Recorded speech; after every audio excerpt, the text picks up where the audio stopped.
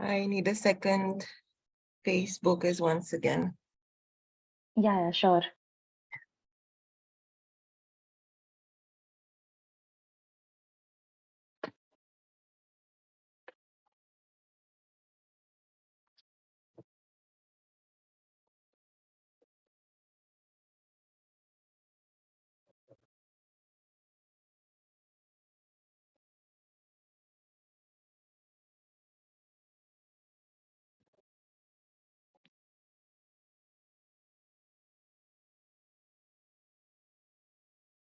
All right, we're live. Okay. जिंदाबाद, जय भीम। नमस्ते सभी को जो हमारे साथ आज इस मीटिंग में जुड़े हुए हैं जूम पर और फेसबुक पर। गुड इवनिंग, जिंदाबाद to all the viewers, listeners who are present with us in today's session. We have gathered for yet another युवा संवाद। आज हम एक बार फिर से एक और युवा संवाद के सत्र के लिए यहाँ मौजूद हैं।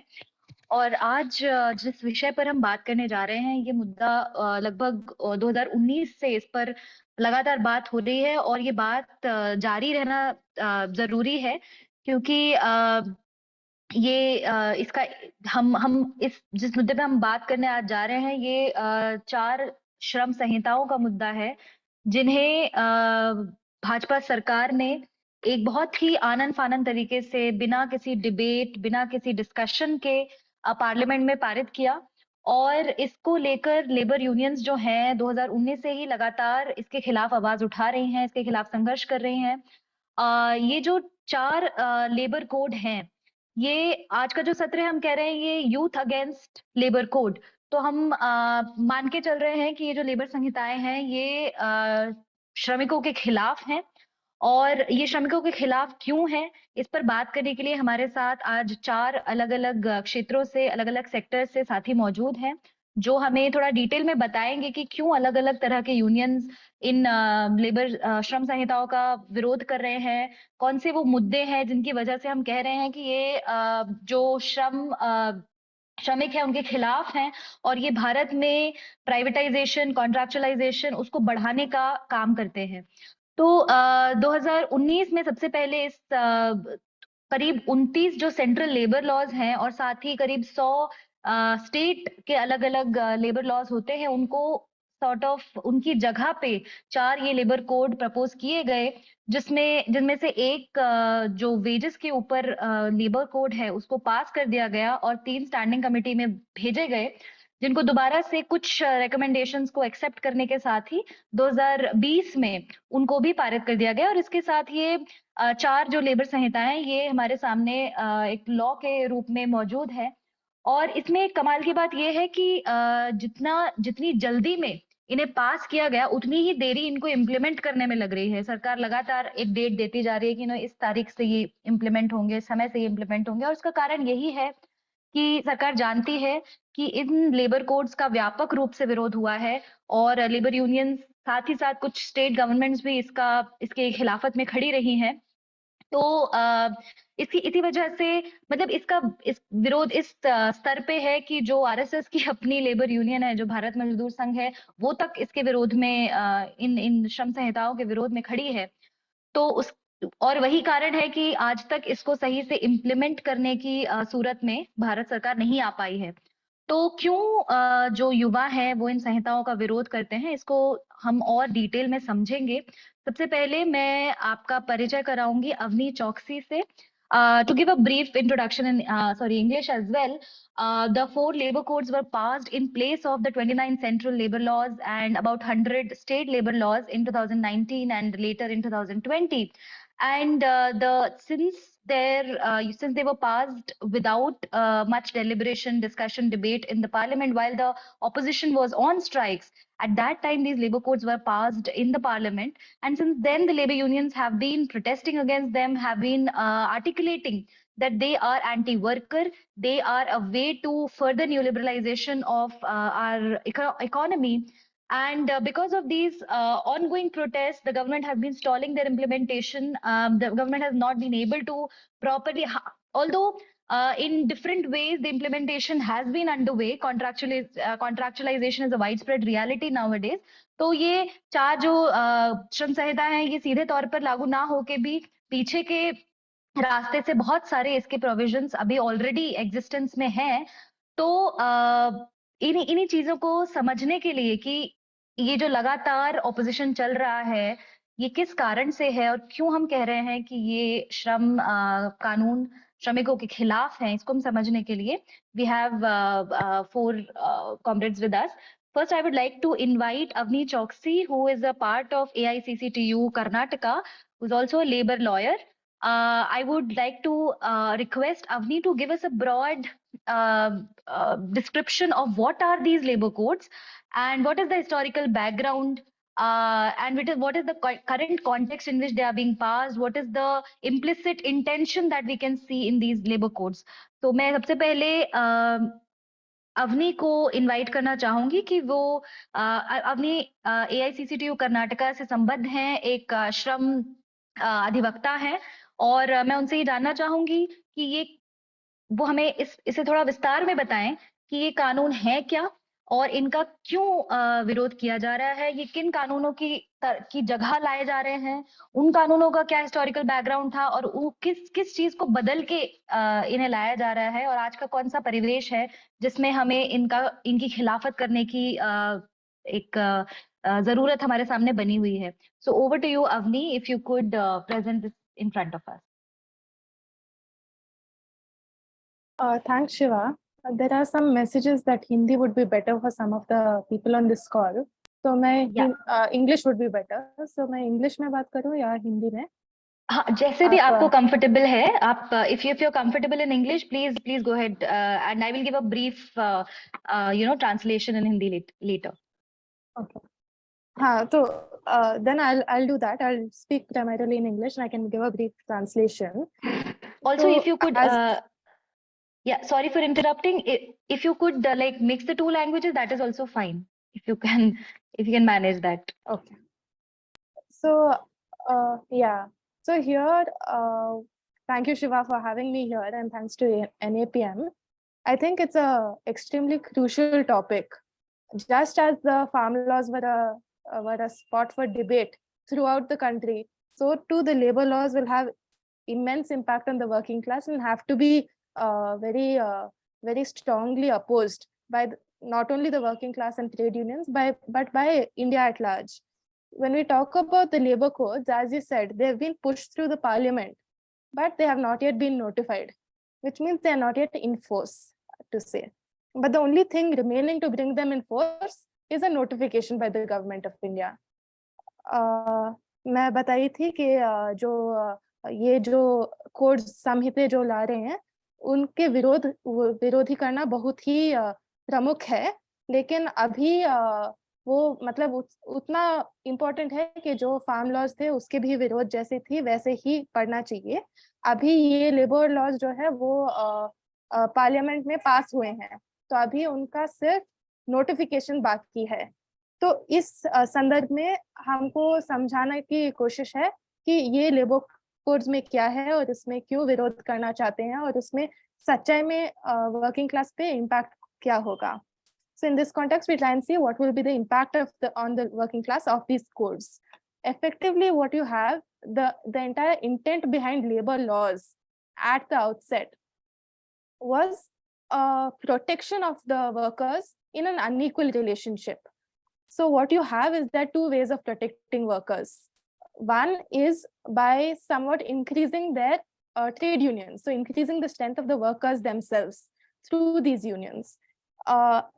Towards this, you have the Trade Unions Act, which provides for recognition of workers and protection of workers against civil suits, etc., as well as the Industrial Disputes Act 1947, which deals with certain resolution of industrial disputes. On the other hand, this is the first way of strengthening workers. The second way of protecting workers is by giving them sufficient legal protection. Now, legal protection can come in many ways. One, you have wage-related laws such as the Minimum Wages Act, Payment of Wages Act, etc., which protect the right of workers to certain basic wages. Second, you have certain social security codes, certain social security laws such as the PF Act or ESI Act, which provide for some measure of social security in case of any untoward situation. And thirdly, what you have is certain sector-specific laws, such as the Factories Act, Interstate Migrant Worker Act, Contract Labor Act. See, such sector-specific laws provide in very detailed manner the rights of workers in those sectors. For example, providing that for every 50 women, there have to be 2 toilets, there has to be this much is the amount of space which must be given to them, residence, food, accommodation, safety. So in very minute detail, the rights have been protected. The rights we are talking about have developed from the 1920s onwards and are the result of vast struggle of the working class. In fact, the Industrial Disputes Act, which I mentioned, was a result of its predecessor, in fact, was the Trade Disputes Act, which was what, in fact, Bhagat Singh went to parliament over. And that's what he was finally hung over. तो मैं जो बता रही थी कि मजदूर के कानून का ऑब्जेक्टिव क्या है, उनको मजदूर और जो मालिक है उनके बीच में जो संबंध है वो थोड़ा अनइक्वल है। तो ये असमानता को थोड़ा रेक्टिफाई करने के लिए ये 2 तरीके से होता है। सबसे पहले मजदूरों डायरेक्टली उनको प्रोटेक्शन देने के लिए, तो मजदूर को प्रोटेक्शन के लिए या तो हमारा ट्रेड यूनियंस को ताकत दी जाती है, जैसे कि हमारा ट्रेड यूनियन एक्ट है जो 1926 से आया है, जिसमें मजदूर के यूनियन में रजिस्ट्रेशन की भी है, और जैसे कि मजदूर ट्रेड यूनियंस को सिविल केसेस में प्रोटेक्शन दिया गया है और दूसरे प्रोटेक्शंस दी गई हैं। उसके अलावा दूसरा तरीका है कि मजदूर को डायरेक्टली थोड़ा प्रोटेक्शन देने के लिए, तो वो तो या तो हमारा कनिष्ठ वेतन मिनिमम वेज एक्ट, और या तो न्यूनतम वेतन कानून, या तो हमारा सेक्टर वाइज जैसे कि हमारा कॉन्ट्रैक्ट लेबर और दूसरे वैसे कानून से मजदूर को प्रोटेक्शन दी जाएंगी। लेकिन अभी हम क्या दे, और तीसरा है कि PF ESI वैसे जो सोशल सिक्योरिटी कानून है, लेकिन अभी हम क्या देख रहे हैं कि ये 29 लेबर लॉज को बदलाव के 4 लेबर कोड्स ला रहे हैं। What we are seeing is that 29 labor laws extending from 1920s onwards are being replaced, are sought to be replaced by these 4 labor codes, which effectively do away with very substantial rights of workers. Now, what are these labor codes and why are we opposing them? At the outset, we need to recognize that the reason for passing these labor codes, the openly stated reason, is ease of doing business, which means that it is the employer's perspective and not the workman's perspective which is driving this. However, the government is trying to take a very convoluted stand that by improving ease of doing business, by diluting workers' rights, there will be more workers employed and workers will be in a better position ultimately. But in fact, when we analyze the provisions of the codes, we see that this is not at all true. तो ये संहिता लाने के लिए सरकार बता रही है कि ये मजदूर के हक को बढ़ाएंगी, क्योंकि ये ईज ऑफ बिजनेस बढ़ाएंगी। ज्यादातर मालिक को अच्छा सिचुएशन होगा तो ज्यादा कंपनीज आएंगे और ज्यादा मजदूर को एम्प्लॉयमेंट मिलेगा, लेकिन ये सच्चाई में नहीं है। तो हम थोड़े मैं 5 मिनट में बताऊंगी कि ये इसमें थोड़े बहुत प्रोविजन मैं बताएंगी जिसमें कि हमको समझ में आएगा कि ये गलत क्यों है। सबसे पहले the first thing which is done by these codes is that the threshold applicability for a number of laws is increased. What does this mean? This means, for example, if you take just one act, the Contract Labor Act, which protects the right of contract workers. We know that there are a huge number of new contract workers. Contractualization is rampant. But the Contract Labor Act, which regulates the rights of contract workers, was always applicable for establishments with more than 20 workers or contractors with over 20 workers. So now what is done with the code is you increase the threshold from 20 to 50, which means all smaller establishments which don't have more than 50 workers, their contract workers don't have the benefit of the statute at all. This increase of threshold is done across the board for Contract Labor Act, for the Factories Act, for the Industrial Disputes Act. Industrial Disputes Act section, chapter 5B, which talks about, for example, closure and retrenchment, etc. It mandates, in fact, that government permission should be taken before closing, retrenching, etc. for larger establishment. The threshold in that has been increased from 100 to 300, which means now all smaller establishments with less than 300 people will not get the benefit, which means the workers in the vast majority of establishments, which are smaller establishments, will not get this benefit. तो सबसे पहले जो देखेंगे कि ये कानून किसको apply होगा, कौन से मजदूर को अप्लाई होगा। अभी ये जो कानून है उनमें से कुछ बदलाव हो चुकी है कि ज्यादा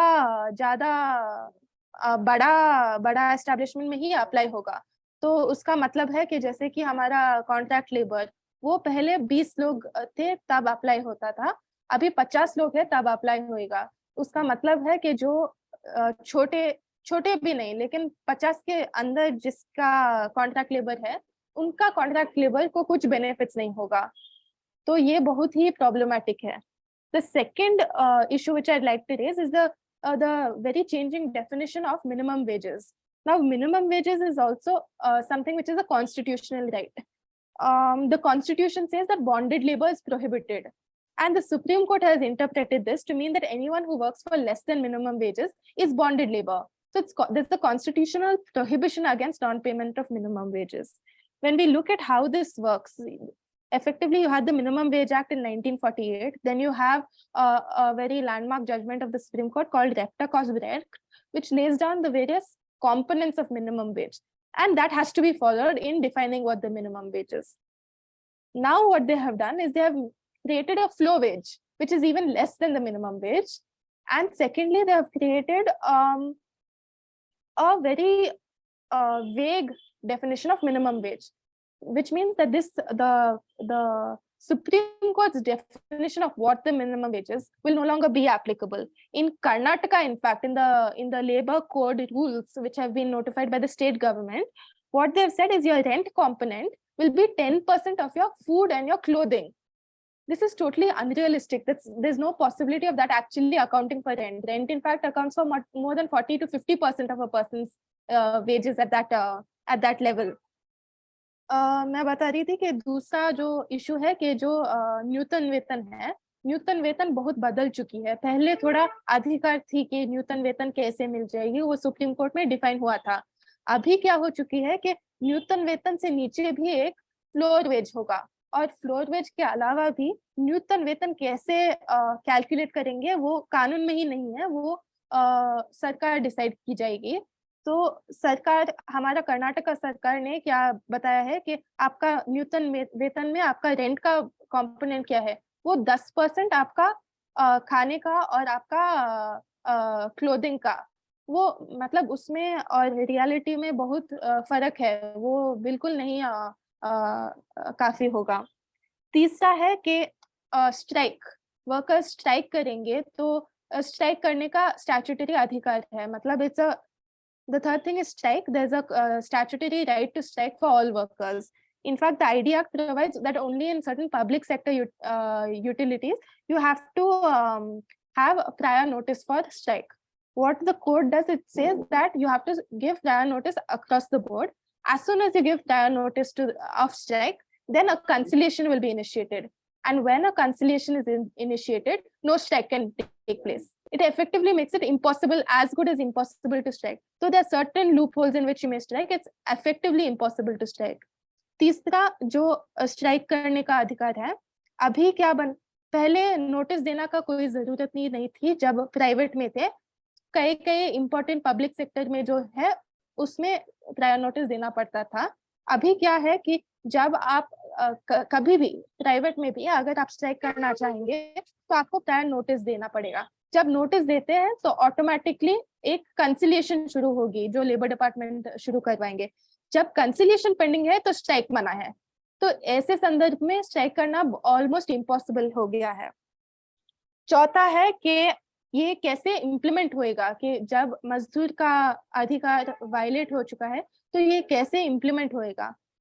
पहले हमारा इंस्पेक्टर्स थे जो अगर कुछ कानून वायलेशन होते थे तब कुछ पेनल्टी डाल सकते थे, ये अभी उल्टा होके इंस्पेक्टर कम फैसिलिटेटर आ चुका है। इंस्पेक्टर कम फैसिलिटेटर उनको ये सॉल्व करने का है। वो इनिशियल स्टेज में कोई भी पेनल्टी नहीं डाल सकते हैं, वो मैनेजमेंट को बताना है कि आप ठीक करवाइए, नहीं तो और उस स्टेज में कोई कुछ भी पनिशमेंट नहीं होगा। उसके बाद भी पेनल्टीज कम हो चुके हैं और मैनेजमेंट को सेल्फ सर्टिफिकेशन डालना है, तो मतलब सेल्फ इंस्पेक्शन करना का ये सिचुएशन आ चुका है। The fifth point was the issue of implementation of the codes, that at the outset you have a shift from inspector to inspector cum facilitator, who has no right to do anything but seek some resolution of the problem, which means that effectively there's no right to impose penalties at the outset. He has to seek for compliance. The penalties for the violations themselves have been reduced, and a self-certification system has been implemented where the management itself will say we are complying with everything, and then there's no further checking. And in fact, there is prior notification of inspection. Notice inspection से पहले prior notice देना पड़ता है कि हम ऐसे inspection करेंगे, तो इसका इंस्पेक्शन का वैल्यू ही चला जाता है। कॉन्ट्रैक्चुअलाइजेशन, शिवा बता रही थी कि कॉन्ट्रैक्चुअलाइजेशन बहुत बढ़ रही है। अभी हम क्या देख रहे हैं कि ये कोड्स में कॉन्ट्रैक्ट वर्कर्स को कॉन्ट्रैक्ट, जैसे कि अभी तक पेरेनियल और कोर वर्क में कॉन्ट्रैक्ट वर्कर नहीं लाना चाहेंगे। As of now, contract workers are not to be used in perennial and core work, though of course it is being used, but you have some legal remedy against it. What the courts do is they exclude housekeeping, gardening, security, and various other categories from the definition of core work, which means that effectively these workers, who are usually, in fact, we must keep in mind that housekeeping, security, gardening, these workers are usually also Dalit, and they are the lowest category. These workers are excluded from not only the benefits of permanency, but now they are also excluded from the benefits of contract labor. तो मैं बता रही थी कि जो housekeeping होते हैं, हम कर्नाटक में बहुत हाउसकीपिंग के संगठन है। तो हाउस कीपिंग क्या है कि टॉयलेट साफ करने का, झाड़ू करने का, पोछा करने का, ये सब मजदूर है जो ज्यादातर दलित है, और उनको अभी, और ज्यादातर महिला भी है, उनको अभी कॉन्ट्रैक्ट लेबर का डेफिनेशन से एक्सक्लूड किया जाएगा। तो उसका मतलब है कि वो ना तो परमानेंट है ना। हाँ, आप क्या, your voice broke in between a little bit. Could you repeat the last 10 seconds? Yeah. उनको ना जो हाउसकीपिंग के मजदूर है वो ज्यादातर दलित है और वो ज्यादातर महिला है। अभी तक उनको परमानेंसी देना चाहिए था, लेकिन परमानेंसी भी नहीं, अभी कॉन्ट्रैक्ट लेबर के जो रक्षण होते हैं उनको भी नहीं दिया जाएगा। नेक्स्ट, अभी ये पीएफ जो होती है, पीएफ में when we look at PF, for example, some social security. In social security, there's always some rules. The codes effectively give you an opt-out, which means that if the worker takes a signature, if a management takes a signature from a worker, he can opt out of PF. This is very dangerous because, as we know, consent might not be free consent for workers. हम PF के बारे में जब बात करते हैं तो PF mandatory है, लेकिन अभी क्या कोड में क्या करेंगे कि PF को ऑप्ट आउट कर सकते हैं कि हमको नहीं फॉलो करना है और हमारा मजदूर ने भी साइन किया है। ये बहुत डेंजरस है, खतरनाक है, क्योंकि मजदूर कुछ भी साइन कर सकता है, उसके लिए उनका हक नहीं, स्टैट्यूटरी राइट नहीं जा सकता है। Lastly, ये women workers. When we talk about women workers, these codes will have a massive impact on that. The only specific law as of now for women workers is the Equal Remuneration Act, which says that each and every component of remuneration, if they're doing the same work, should be equal for men and women. What you have now, this provision is maintained, but the definition of wages excludes certain components for the purpose of equal remuneration. What this means effectively is for components such as bonus, gratuity, house accommodation, commission, etc., the remuneration does not have to be equal for both of them. मैं जो बता रही थी कि महिला को रक्षण करने के लिए एक कानून है, इक्वल रेम्यूनरेशन एक्ट, मतलब एक काम के लिए एक ही पैसा देना चाहिए, लेकिन वो तो है लेबर कोड में कि एक काम के लिए एक पैसा, लेकिन मतलब वो वेजेस का डेफिनेशन बदल चुका है। तो इक्वल रेम्यूनरेशन के लिए बोनस नहीं काउंट करेगा, ग्रेच्युटी नहीं, पेंशन नहीं, कमीशन नहीं, तो उसका मतलब है कि ये जो कंपोनेंट्स है उसमें डिस्क्रिमिनेशन हो सकता है, तो वो बहुत खतरनाक है। और लास्टली ये जो सरकार है वो बता रही है कि ये मजदूर को बहुत हेल्प करेगी। इसमें हमने गिग वर्कर्स, प्लेटफॉर्म वर्कर्स सभी को फायदा दे रहे हैं, इसमें सबको कवरेज मिलेगी, तो ये बहुत अच्छी बात है मजदूर के लिए। अगर हम सच में देखेंगे कि gig workers, platform workers, unorganised workers को क्या मिलेगा, तो उसमें हम देख पाएंगे कि उनको कुछ भी नहीं मिलेगा, उसको कवरेज मिलने के अलावा कुछ नहीं मिलेगा। If we see gig workers, the Modi government has repeatedly said that all workers will now be covered, including gig workers, platform workers, etc. But what we see in reality is that this is not true, because apart from coverage, they have no extra additional benefit. Till now, unorganized workers were covered under the Unorganized Workers Social Security Act 2008, which effectively provides for certain schemes which are mandated to be provided for their benefit. They get the benefit of registration, and certain schemes would have to be created towards them. In the code, apart from coverage, of course, they say that the government may frame certain schemes. So in fact, it's the dilution of the benefit. From shall, it has become may. So there's no specific benefit actually to these workers. Gig workers, platform workers, unorganized असंगठित कार्मिकों को पहले 2008 में एक कानून था जिसमें उनको उनके लिए कुछ स्कीम्स बनाना पड़ेगा, वैसे था, लेकिन अभी वो बनाना पड़ेगा से बना सकते हैं, वैसे स्टेज चेंज हो चुका है, तो उनको कुछ मिलने के लायक नहीं है। सॉरी, मेरा टाइम बढ़ गया है, so I will stop here, and thank you for giving me this opportunity. Yeah, thanks a lot, Avni. That was a very comprehensive account of what the labor codes contain. I would, before going to Kapil, I would like to just ask if you could also quickly tell us about this fixed term employment, this provision for fixed term employment that is in the labor codes. And like we are hearing again and again that the current labor codes will sort of facilitate a hire and fire regime. Why do we say that? What does it mean? And what does this provision of fixed term employment mean for the workers? So when we see fixed term employment, it's actually something which is not contemplated at all in any labor laws. What they've done is they've incorporated in, as it stands, the Industrial Establishment Standing Orders Act as a category of employment. The Standing Orders Act effectively regulates the relationship between workers and management in private establishments. Now, by bringing fixed term employment as a new category, and by saying that workers will have exactly equal benefits, what it's doing is, so the stance of the central government is very clear that these workers are all going to be getting equal benefits as permanent workers. So we are actually reducing contractualization by giving workers more benefits. But this is far from the truth, because effectively at the end of the tenure, they have no rights. There's no social security, there's no safety of tenure. And these workers will effectively be thrown out on the street, regardless of the 5 years work they've done. In fact, there was a recent last year, maybe, there was a report of the labor, what's it called? V.V. Giri Labor Institute, which talks about the positive effect of the labor codes. And what it says is that fixed term employment, all these fixed term employees, they're being renewed. So it means you're keeping them as a permanent fixed term employment, and once they reach an age where they're no longer valuable to you, you throw them out on the road, and then they don't have any entitlement from you. So it's very dangerous. Thanks a lot Avni. Avni ने बहुत ही स्पष्ट तरीके से हमें बताया कि किस तरह से इन लेबर कोड्स की भाषा को फ्रेम किया गया है और इस तरह से दिखाने की कोशिश की गई है कि ये एक रिफॉर्म है लेबर लॉज में और ये एक सिंप्लिसिटी लाने का तरीका है। लेकिन इसके पीछे जो मंशाएं हैं वो हमें इसके डिटेल्स में जाके बहुत ही क्लियर तरीके से समझ में आ जाती हैं।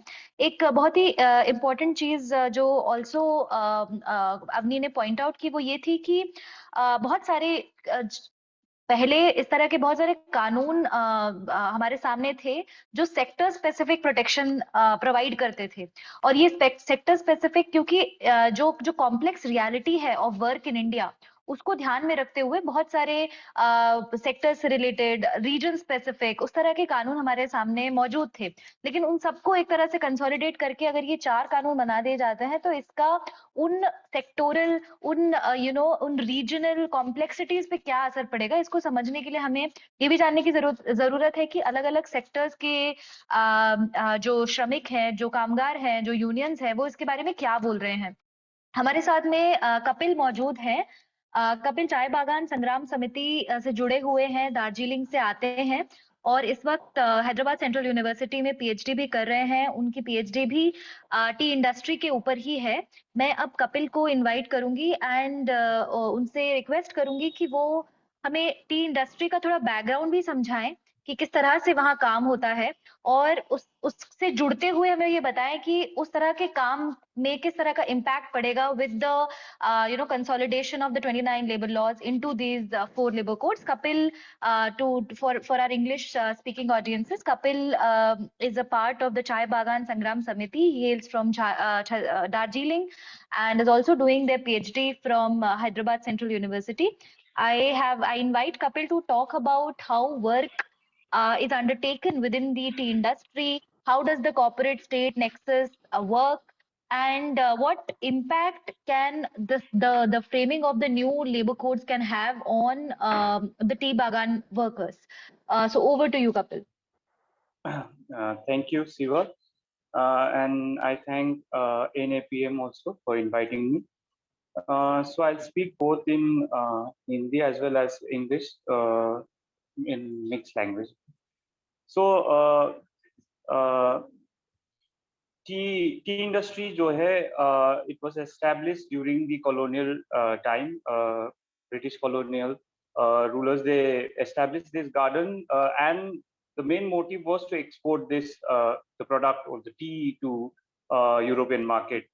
So from the beginning, मतलब शुरुआत से ही टी गार्डन एक बहुत ही मतलब एक्सप्लॉइटेशन का एक इंडस्ट्री रहा, जहाँ पे बहुत सारे माइग्रेंट वर्कर्स जो मतलब सेंट्रल इंडिया से, नेपाल से, even in south India, Tamil Nadu के जो दलित वर्कर्स थे, उन लोगों को ही काम पे लगाया गया था। तो इस तरह से टी इंडस्ट्री में एक एक्सप्लॉइटेशन का एक मतलब लंबा एक कॉलोनियल रूल से लेकर इंडिपेंडेंट इंडिया में भी वही एक कंडीशन है, और जो मेन स्ट्रीम सोसाइटी है उससे मतलब आइसोलेटेड है। और इसी हिसाब से देखा जाए तो टी इंडस्ट्री में लगभग 10 लाख वर्कर्स, परमानेंट वर्कर्स काम करते हैं। उसके साथ साथ around same number, around 10 to 20 lakhs temporary workers as well as other जो टी के साथ रिलेटेड वर्कर्स है, वो लोग जुड़े हुए हैं। और टी इंडस्ट्री में जो मतलब पहले जो सिचुएशन था, जैसे ये नए लॉज की जो बातें आ रही है, जो पहले इंडस्ट्रियल डिस्प्यूट एक्ट या फिर factories act, standing orders act जो भी थे उसके हिसाब से, और स्पेशली प्लांटेशन लेबर एक्ट 1951 जो था, वो एक प्रोटेक्शन के हिसाब से टी इंडस्ट्री को, वर्कर्स को एक सिक्योरिटी देते थे। उसको जो भी फैसिलिटीज प्रोवाइड करना होता था वो सब प्रोविजन उसके हिसाब से था और चल रहा है। लेकिन बहुत इम्पोर्टेंट एक एक्ट जो है कि मिनिमम वेज एक्ट 1947, वो अभी तक टी इंडस्ट्री ऑफ मतलब नॉर्थ बंगाल, वेस्ट बंगाल के जो टी गार्डन है और आसाम का जो टी गार्डन, जो मेजर टी कंट्रीब्यूट करते हैं इंडिया में जो प्रोडक्शन में, तो वहाँ पे ये एक्ट लागू नहीं है। तो अभी बाद में जाके मैं जो नए ये 4 लॉज है उससे क्या असर पड़ता है इसके बारे में बात करूंगा, लेकिन उससे पहले थोड़ा टी इंडस्ट्री का एक ओवरव्यू दे देता हूँ कि टी इंडस्ट्री जो था, मतलब हम लोग रोज टी ड्रिंक करते हैं ना, और टी का जो बिजनेस है एवरी ईयर अराउंड 10,000 करोड़ का बिजनेस करता है। वो एक्सपोर्ट पे भी इंडिया 4th में रैंक करता है अभी, और ओवर इंडिया में भी हाई डिमांड है। इनफैक्ट इंडिया में टी को इंपोर्ट भी करना पड़ता है। तो टी का प्रोडक्शन हुआ, उसका जो मार्केट हुआ, उसका जो डिमांड हुआ, वो सब एकदम ग्रेजुअली मतलब इंक्रीजिंग एक्सपोनेंशियली एक राइज ही दिखाई देता है सोसाइटी में। लेकिन 1991 के बाद जब न्यू लिबरल पॉलिसीज इंडिया में लागू हुआ, उसके बाद से जो ग्लोबल कॉर्पोरेट्स एमएनसी थे, जैसे यूनिलीवर हुआ, टाटा हुआ, या फिर लिप्टन, ये सब बड़े बड़े कंपनियां टी इंडस्ट्री के जो मार्केट एस्पेक्ट है, जो पैकेजिंग, ब्रांडिंग, रिटेलिंग का जो पार्ट था, उसको वो लोग कैप्चर किया। उसके बाद से जो प्रोडक्शन पार्ट है, वो प्रोडक्शन पार्ट में भी जैसे एस्टेट गार्डन्स, जो कॉलोनियल रूलर्स मतलब ब्रिटिशर्स जो एस्टेब्लिश किए थे, एस्टेट गार्डन जो रजिस्टर्ड है, जिसके अंदर ये सब एक्ट, जो फैक्ट्री एक्ट हुआ, इंडस्ट्रियल डिस्प्यूट एक्ट हुआ, प्लांटेशन लेबर एक्ट, सब कुछ लागू होता है। उसको छोड़ के भी 1980s के दशक से स्मॉल ग्रोवर्स बोल के, जो छोटे छोटे बागान, जो कोई खेती करने वाले जो फार्मर्स है, वो लोग भी ग्रो कर सकते हैं। स्मॉल टी ग्रोवर्स का एक फेज, मतलब टी बोर्ड से भी उसको लागू किया गया और धीरे धीरे उसको बढ़ावा दिया गया। इस हिसाब से उन लोगों का कंट्रीब्यूशन भी धीरे धीरे बढ़ता गया और टी प्रोडक्शन में अभी स्टेट गार्डन्स और जो स्मॉल ग्रोवर्स है, उन लोगों का भी प्रोडक्शन का कंट्रीब्यूशन ऑलमोस्ट इक्वल हो गया है। तो इससे क्या प्रॉब्लम हुआ कि 1991 जब न्यू लिबरल पॉलिसीज हुआ, ग्लोबल ये एमएनसीज ये कैप्चर कर रहा है मार्केट को, तो प्रोडक्शन पार्ट जो है, वो प्रोडक्शन पार्ट को ये लोग छोड़ने लगे। जैसे टाटा ने मेजर केरला में जो भी प्लांटेशन थे वो लेफ्ट किया। जैसे इधर पे बंगाल में तो पोस्ट 2000 ऑलमोस्ट 16 गार्डन्स क्लोज हो गया था, मतलब क्लोज छोड़ के चले गए थे, वो बंद हो गया था। अभी भी अराउंड 10 to 12 गार्डन्स क्लोज है और अराउंड 18% गार्डन सिक गार्डन्स बोलते हैं। सिक गार्डन्स मतलब जिस गार्डन में वेतन हुआ, जैसे वेज, बोनस, ग्रेच्युटी, पीएफ, ये सब में इरेगुलरिटीज है और गार्डन का हालत भी बहुत कम मतलब बिगड़ गया है, री इन्वेस्टमेंट नहीं हो रहा है, प्रोडक्शन फेल कर रहा है, ऐसा ये सब दिखाई दे रहा है। और ओवरऑल एक सिनारियो बना दिया, ओवरऑल एक है, मतलब एक बात बोले जाता है कि tea garden, T industry fail कर रहा है, टी इंडस्ट्री इंडिया में वर्क नहीं कर रहा है। जबकि प्रोडक्शन देखा जाए, टी का मार्केट देखा जाए और टी का प्राइस देखा जाए, वो राइज हो रहा है एवरी ईयर, पिछले साल को एक्सीड कर रहा है प्रोडक्शन में भी और प्राइसिंग में भी। तो जो न्यू लिबरल पॉलिसीज है, उसके हिसाब से क्या हो रहा है कि जो प्रोडक्शन पार्ट और मार्केटिंग पार्ट का जो बाइफर्केशन हो गया था, उससे प्रॉफिट का भी डिस्ट्रीब्यूशन कम हो गया। जो ग्लोबल एमएनसीज वो पूरा प्रॉफिट कैप्चर कर रहा है, जो प्रोडक्शन पार्ट जहाँ पे उन लोगों को कॉस्ट ऑफ प्रोडक्शन बढ़ रहा है, जैसे अगर रजिस्टर्ड गार्डन है तो वहाँ पे ज्यादा उन लोगों को कॉस्ट ऑफ प्रोडक्शन पड़ रहा है, क्योंकि पूरा फैसिलिटीज, परमानेंट वर्कर्स को सब कुछ देना पड़ रहा है। तो उसके लिए अल्टरनेटिव स्मॉल टी ग्रोअर, जहाँ पे प्लांटेशन लेबर एक्ट भी लागू नहीं होगा, साथ साथ जो भी एक्ट है, जो भी जो फैक्ट्रीज एक्ट हुआ, industrial dispute act, standing orders act, ये सब कोई भी लागू नहीं होता है। इसलिए वो जो स्मॉल कॉन्ट्रैक्टर का जो कॉन्ट्रैक्टरशिप का जो एक प्रथा अभी इंडिया में पूरी तरीके से शुरू हो गया है। अब तो 2014 में बहुत सारे trade unions, almost 23 trade unions, major trade unions मिलके मिनिमम वेज एक्ट का मूवमेंट को शुरू किया था।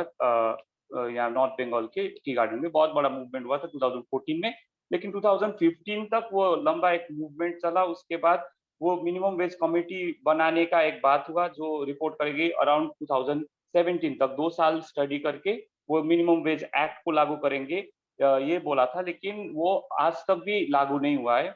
वो एक्ट का जो मतलब जो कमेटी का रिपोर्ट आना था, वो रिपोर्ट भी नहीं आया। उसके बाद जो मिनिमम वेज एक्ट लागू होना था, उसका कुछ नहीं हो रहा है। जैसे प्रीवियस स्पीकर बोल रहे थे कि मिनिमम वेज एक्ट का तो एक साइंटिफिक कैलकुलेशन था, उसका मतलब एक प्रोसेस के हिसाब से बनना था, वो कुछ नहीं होता है। टी इंडस्ट्री में जो बार्गेनिंग या फिर कलेक्टिव बार्गेनिंग के हिसाब से जो निगोशिएशन, वेज निगोशिएशन चलता है, वो वेज निगोशिएशन में भी कोई एक साइंटिफिक कैलकुलेशन ऐसे नहीं, बस एक बार्गेनिंग के हिसाब से कैलकुलेट होता है और आज आके अराउंड 226 ऐसा वेज अभी कि हम यहाँ के वर्कर्स को मिल रहे हैं अभी। तो अभी मैं ये 4 जो लॉज लागू हो रहा है, उससे क्या असर पड़ेगा टी इंडस्ट्री में, उसके बारे में बात करूंगा। जैसे मैं अभी जो सिनारियो बोला कि न्यू लिबरल पॉलिसीज के बाद जिस तरीके से कि इंडस्ट्री में एक ग्लोबल कॉर्पोरेट्स का भी एक कैप्चर हस्तक्षेप हो गया है, ऑलरेडी वो लोग कैप्चर कर लिया है। उसको और फेवर करेगा। जैसे फॉर लाइक फर्स्ट पॉइंट में मैं बोलना चाहूंगा कि जो मिनिमम वेज एक्ट का बात कर रहा था, कि एक डिमांड बहुत पहले से ही रहा है कि टी वर्कर्स को मिनिमम वेज देना होगा।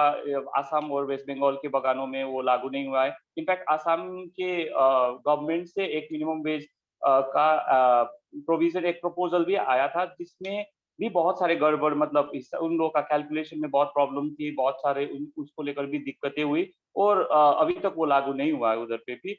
वेस्ट बंगाल में तो वो जो रिपोर्ट बनना था वो रिपोर्ट भी नहीं बना। लेकिन जब ये कोड्स का बात आया, जो वेज कोड में फ्लोर वेज का जो बात कर रहा है, तो फ्लोर वेज जो मिनिमम वेज है उससे भी नीचे है।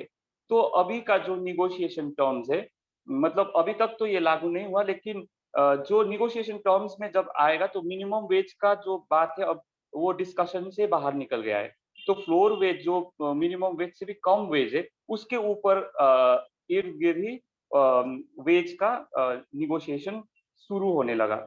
इसी हिसाब से अभी जो वेज है उसमें भी कोई साइंटिफिक कैलकुलेशन नहीं है, कोई मतलब से नहीं है जिसमें कि उसको इस हिसाब से स्पेसिफिकली, जिसमें जो डियरनेस अलाउंस हुआ, हाउसिंग हुआ, जो कैलोरी मतलब फूड का जो कैलकुलेशन है, हाउसिंग रेंट का है, क्लोथिंग का है, और स्कूल, ये सब बाकी खर्चे, वो सबको कैलकुलेशन का कोई एक कंसिडर करने का कोई स्पेस ही नहीं रख दिया। सेकेंड पॉइंट इज जो ट्रेड यूनियन की बात है, जैसे कलेक्टिव बार्गेनिंग का ही जो बात चल रहा था, तो कलेक्टिव बार्गेनिंग में भी ट्रेड यूनियन का एक से है, ट्रेड यूनियन का एक स्ट्रॉन्ग होल्ड है, however weak that might be, but एक ट्रेड यूनियन का से है, इसलिए एक चेकर अभी भी वो जो फर्दर एक्सप्लॉइटेशन को रोक रहा है। जैसे वेज का एवरी 3 इयर्स में वेज निगोशिएशन के प्रोसेस को प्रेशराइज करना हो, या फिर बोनस के टाइम में जैसे 20% बोनस हर every year tea planter owners, वो लोग क्या करते हैं कि 20% से नीचे ही बोनस देंगे, इसका हमेशा मतलब वो झगड़ा चलता रहता है। तो ट्रेड यूनियन एक तरह से वो एक चेकर है, एक बैरियर बन के रहते कि वो हमेशा बार्गेन करते करते 20% बोनस 2 इंस्टॉलमेंट पे हुआ, या फिर उससे थोड़ा कम हुआ तो 2% करके, ऐसे मतलब निगोशिएशन चलता है। लेकिन अभी जो नया श्रम कोड आ रहा है उसमें क्या बोल रहे हैं कि ट्रेड यूनियन का रिप्रेजेंटेशन, ट्रेड यूनियन का रिकॉग्निशन को लेकर भी क्वेश्चन, उसमें भी बहुत सारा धुंधलापन आ गया है। और जो स्ट्राइक करने का बात जो प्रीवियस स्पीकर बोल रही थी कि पहले 2 वीक्स नोटिस में स्ट्राइक कॉल कर सकते थे, अभी उसको 6 वीक्स बना दिया है। जो ट्रेड यूनियन के साथ जो मतलब निगोशिएशन चलता था वो पर्टिकुलर ट्रेड यूनियन के साथ भी करने से होगा, ऐसा मतलब प्रोविजंस आ रहा है, जो पहले मतलब एक मेजॉरिटी ऑफ ट्रेड यूनियंस के साथ होना पड़ता था। ये बहुत सारे ऐसे बातें जो नया कानून लेके आ रहा है, उससे जो वॉइस ऑफ वर्कर्स है, जो मतलब वर्कर्स का जो अपना डिमांड रखने का, अपना राइट्स को आगे प्लेस करने का जो भी पावर था, उसको और डिक्रीज करेगा ये नया लॉ। और जो कैजुअलाइजेशन की बात कर रहे थे, जैसे फिक्स टर्म एम्प्लॉयमेंट की बात कर रहे थे, तो टी इंडस्ट्री में एक बहुत मेजर फैक्टर है कि जो वर्कर्स है उसमें से maximum workers either schedule caste, schedule tribe, या फिर माइनॉरिटी कम्युनिटी से बिलोंग करते। उसमें भी से भी 50%, more than 50% in fact workers are women workers. जो महिलाएं है वो ही टी गार्डन में ज्यादातर काम करते, 50% से ज्यादा। तो अभी जो नया एक्ट आ रहा है, इनफैक्ट उससे आगे ही जो अभी जो न्यू लिबरल पॉलिसीज के हिसाब से जब गार्डनों का हालत, जो एस्टेट गार्डन्स का हालत जो बिगड़ रहा है, उसमें वीमेन वर्कर्स ही है जो फर्दर एक्सप्लॉइट हो रहे हैं, क्योंकि वो लोग प्लकर्स होते हैं, वो मेन जो टी को प्लक करते हैं वो काम वीमेन वर्कर्स करते हैं। उसमें से परमानेंट वर्कर्स का वो नंबर कम होना और कैजुअलाइजेशन बढ़ना, फर्दर कैजुअलाइजेशन होना, वो ऑलरेडी ये प्रोसेस चल रहा है। उसमें अगर ये नया जो फिक्स टर्म एम्प्लॉयमेंट की बात हुआ, या फिर कैजुअलाइजेशन के जो नया श्रम कोड में जिस तरह का एक प्रोविजंस आ रहे हैं, उससे क्या होगा कि जो परमानेंट वर्कर्स के पास जो फैसिलिटीज था, जो according to plantation labour act मिलते थे, जैसे रेनी सीजन में ये बूट्स हुआ, या फिर छाता हुआ, ये बहुत सारे फैसिलिटीज जो एक वर्कर को टी गार्डन में काम करने के लिए ही हेल्प करता है, ये सारे प्रोविजंस भी परमानेंट वर्कर को मिलता है, लेकिन कैजुअल वर्कर या टेम्पररी वर्कर्स को नहीं मिलता है। और बीघा वर्कर्स जो बोलते हैं कि सीजनल वर्कर्स की, वो ड्यूरिंग प्लॉकिंग सीजन वो उन लोगों को काम में लगाएगा। और when there is no work like in winter time, जब पत्तियां नहीं होता है, जब प्लक नहीं करना पड़ता है, तब उन लोगों को काम में नहीं रखते। तो ये ऑलरेडी एक प्रैक्टिस टी गार्डन में है। तो ये जो नया लॉ आएगा तो उसको और एस्टैब्लिश करेगा, उसको लीगल एक अथॉरिटी दे देगा कि एक सर्टेन टाइम के लिए एम्प्लॉयमेंट होगा और सर्टेन टाइम के बाद उसका एम्प्लॉयमेंट कॉन्ट्रैक्ट खारिज किया जाएगा। तो एक हायर एंड फायर का जो इजी एक्सेस जो है ये नया लॉज दे रहे हैं। इसके साथ साथ जो इस लॉज को हुआ या फिर कोई ओवरऑल निगोशिएशन प्रोसेस को लेकर टी गार्डन्स में ऐसे मतलब अवेयरनेस कम होता है, क्योंकि वो ऑलरेडी आइसोलेटेड प्लेसेस में लोकेटेड है। जो मेन स्ट्रीम सोसाइटी या फिर मेन स्ट्रीम मीडिया उससे बहुत ही कम जुड़ाव है उन लोगों का। तो ऑलरेडी इस चीज को लेकर अवेयरनेस टी गार्डन में या फिर टी इंडस्ट्री के वर्कर्सों के बीच में कम है। तो इसको लेकर और आगे फर्दर इसको पुश करना, जैसे लास्ट ईयर श्रमजीवी अधिकार अभियान बोल के हम लोग CBSS और बहुत सारे दूसरे संगठन मिलके हम लोग यही लेबर कोड्स के डिफरेंट जो भी बातें हैं, जो भी इसमें टर्म्स एंड कंडीशंस है, उसको एकदम इजी वे में उसको प्लेस करके एक लिफलेट बना के हम लोग बहुत सारे बगानों में घूमे थे, जिसका पॉजिटिव इम्पैक्ट भी हम लोग को मिल रहा है कि मतलब वर्कर्स के साथ कनेक्शन बनना। और अभी जो दिल्ली में भी जिस तरह का प्रदर्शन यहाँ हो रहा है, जो मासा का भी अभी जो ये आ रहा है उसमें भी भागीदारी लेना, ये सब चल रहा है। और यही कि मतलब जो 4 कोड्स है जो ऑलरेडी वल्नरेबल स्थिति में जो टी गार्डन का स्थिति बन गया है, उसके साथ ये और उसको मोर वल्नरेबिलिटी मतलब मोर उन लोगों को और भी गंभीर स्थिति में डालने में मदद करेगा ये जो कोड्स है। तो यही बोल के मैं मेरा बात खत्म करता हूँ। Thank you Kapil. ये हमारे सामने चाय बागानों की स्थिति को बहुत ही क्लियर तरीके से रखने के लिए बहुत शुक्रिया। ये हमें ये भी बताता है कि जो सेक्टर स्पेसिफिक जो लॉज रहे हैं और उनको किस तरह से डाइल्यूट करने का ये एक तरह से बहुत ही ठोस तरीका है। हालांकि कॉन्ट्रैक्चुअलाइजेशन की बात हो, चाहे मिनिमम वेज से नीचे देने की बात हो, हायर एंड फायर की बात हो, ये सभी चीज़ें ऐसा नहीं है कि आज से पहले एग्जिस्ट नहीं कर रही थी। हमारे यहाँ वर्कर्स की कंडीशन इसी तरह से रही है, मगर ये जो श्रम कानून है ये इसको और ज़्यादा ठोस और लीगल, एक तरह से लीगल रूट दे देते हैं कि अब लीगल तरीके से आप इसको कर सकते हैं। तो ये बहुत ही एक इम्पॉर्टेंट पहलू है इस डिस्कशन का। Next, I would like to invite Palani Bharti and request them to talk about the garment and fashion workers and what are their issues, what has been the general working conditions like, and how the new labor codes might change those working conditions or make the conditions further detrimental to the workers. So over to Bharti. Bharti will be speaking in Tamil, and we have Bitu has gladly agreed to translate that for us in English later. So over to you, Bharti. Thank you very much. Actually, National Alliance team is very good effort to taking its online labor code issues for the youth. I'm very congratulations, and it's really fantastic work is started. Thank you so much giving the opportunity to speak on labor code. Actually, already Mr. Kapil and what's the name, and Avani, it's very good, fantastic speech. What's the labor code says, what's the difficulties there in labor codes. So all that says, but now I am speaking only the experience. Our government we are working in government sectors, but now I speak in my experience to the new labor code and world labor laws. So what the going on in field level. So I'm saying, please to give permission to speak in Tamil. Yes, please Bharti, go ahead. Thank you so much. எல்லாருக்கும் வணக்கம். நாங்க வந்து my name is Palani Bharati. I am Garment and Fashion Workers Union of General Secretary.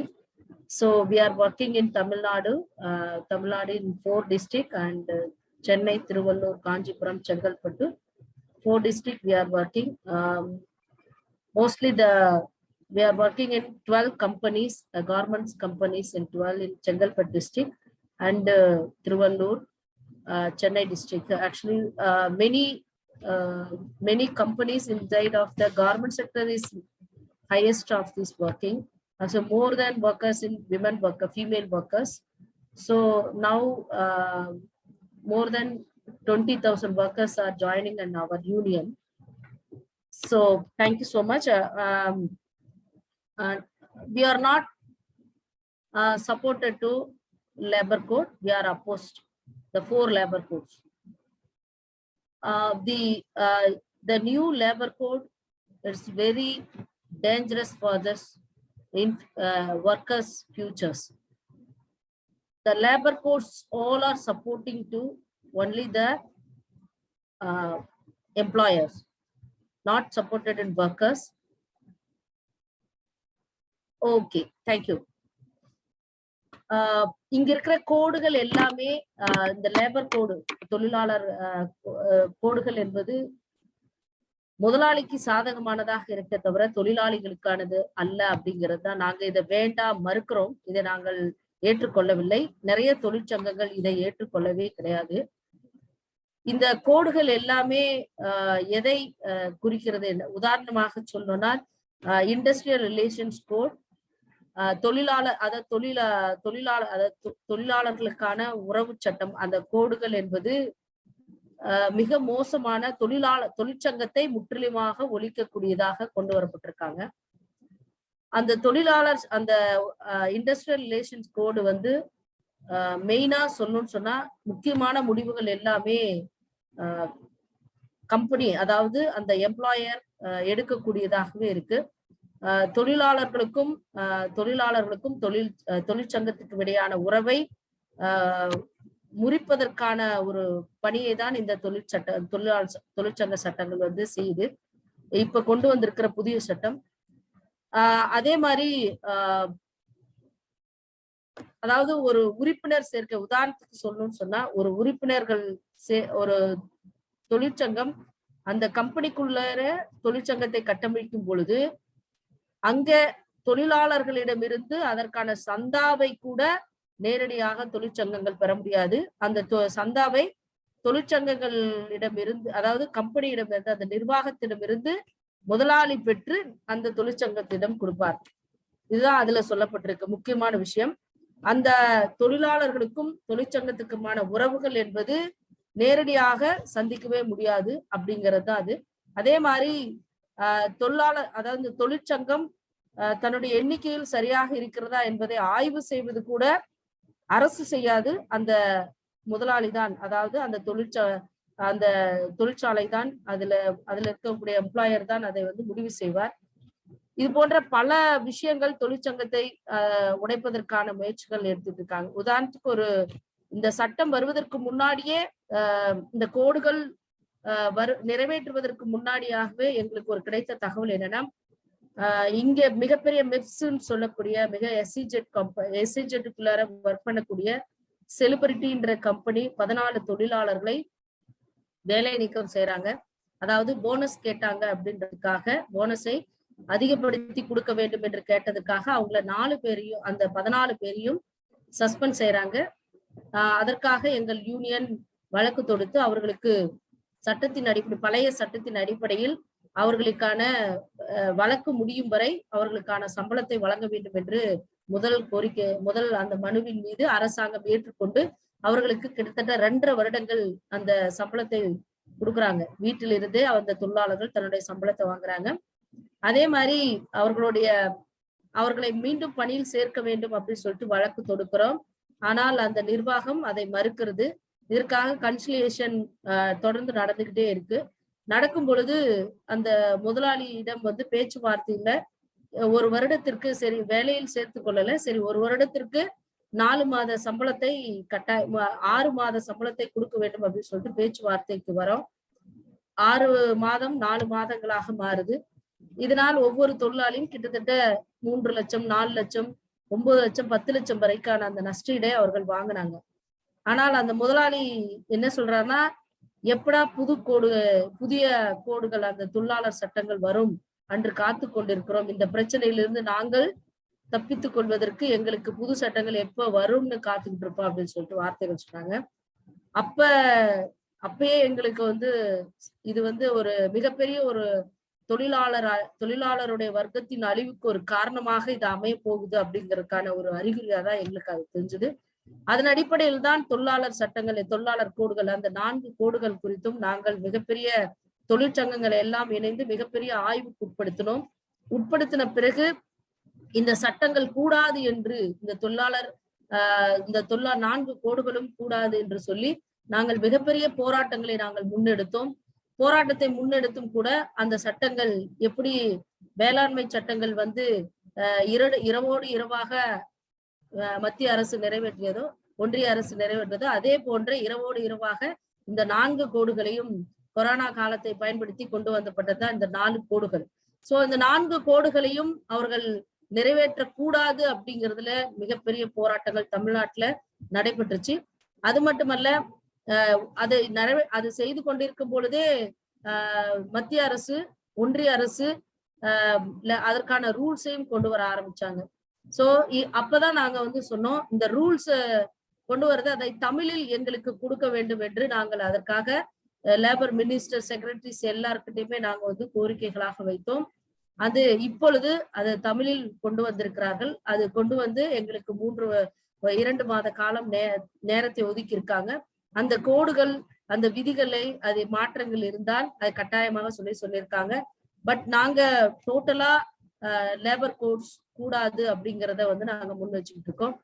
காரணம் என்னன்னு கேட்டீங்கன்னா, ஏற்கனவே பழைய சட்டங்கள் இன்னைக்கு வந்து சாதாரணமாக ஒரு தொழிலாளி ஃபர்ஸ்ட் ஒரு 200 தொழிலாளிகள் இருந்தாலே 200 தொழிலாளிகளை வைத்து அவர்கள் வேலை பார்த்தாலே அவர்கள் சட்டத்துக்கு உட்பட்டவர்களாக இருப்பாங்க. ஆனா இன்னைக்கு அது 300 ஆக்கியிருக்காங்க. 300க்கு கீழே இருக்கக்கூடிய எந்த கம்பெனிக்கும், எந்த தொழில் முதலாளிக்குமே எந்த ஒரு சட்ட கட்டுப்பாடுகளுமே அவர்களுக்கு இந்த சட்டத்தின் அடிப்படையில் கிடையாது. அதே போன்று பாத்தீங்கன்னா அதிகாரம் முழுதுமே மத்திய அரசின் கண்ட்ரோல்ல தான் இந்த சட்டங்கள் எல்லாமே இருக்கிறதுனால மாநில அரசை தன்னிச்சையாக சுயாட்சியாக செயல்பட விடுமா அப்படிங்கிறது எங்களுக்கு ஒரு கேள்வியாக இருக்கு. ஏற்கனவே இருந்த பழைய சட்டங்களையே முறையாக செயல்படுத்தவில்லை இந்த அரசு. 8 மணி நேரம் என்பது வந்து 9 மணி நேரம் 10 மணி நேரமாக போயிட்டு இருந்தது. இன்னைக்கு 12 hours ஒர்க்கிங் சொல்லிட்டு கொண்டு வந்திருக்காங்க. அது மட்டும் ஃப்ளோர் வேஜ்னு சொல்லிட்டு பிக்ஸ் பண்ணிருக்காங்க. ஆக்சுவலி மினிமம் வேஜ் பத்தி பேசணும்னு சொன்னா, மினிமம் வேஜ் சட்டம் 1948ல கொண்டு வரப்பட்ட அந்த பழைய சட்டத்தில் முறையாக அந்த கமிட்டி ஃபார்ம் பண்ணி அவர்கள் யாருமே சம்பளம் பிக்ஸ் பண்ணல. 2014ல garment and fashion workers union முதல் முறையாக இமீடியட்லி அந்த கமிட்டி ஃபார்ம் பண்ணி, மினிமம் வேஜ் கமிட்டி ஃபார்ம் பண்ணி, அந்த மினிமம் வேஜ் கமிட்டி படி புதிய சம்பளத்தை கொண்டு வரணும்னு சொல்லிட்டு வழக்கு தொடுக்கிறோம். வழக்கு தொடுக்கும் பொழுது கிட்டத்தட்ட 555 கம்பெனிஸ் ஓனர்ஸ் எங்களுக்கு எதிராக வழக்கு தொடுக்கிறாங்க.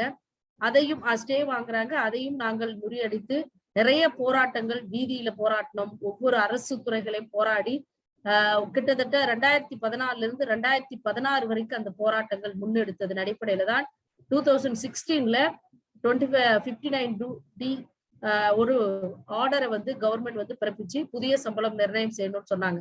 அது 2014ல இருந்தே அவங்களுக்கு வந்து புதிய சம்பளம் கொடுக்கணும் அப்படிங்கிற விஷயத்தை கொண்டு வந்தாங்க. அரியர்ஸாக கொடுக்கப்பட்டுச்சு, சம்பளம் உயர்வும் ஏற்பட்டுச்சு. ஆனால் 2014க்கு அப்புறம் இன்னைக்கு வந்து 2019ல அந்த மினிமம் வேஜ் ரிவைஸ் பண்ணிருக்கணும். இன்னைக்கு வரைக்கும் ரிவைஸ் பண்ணல.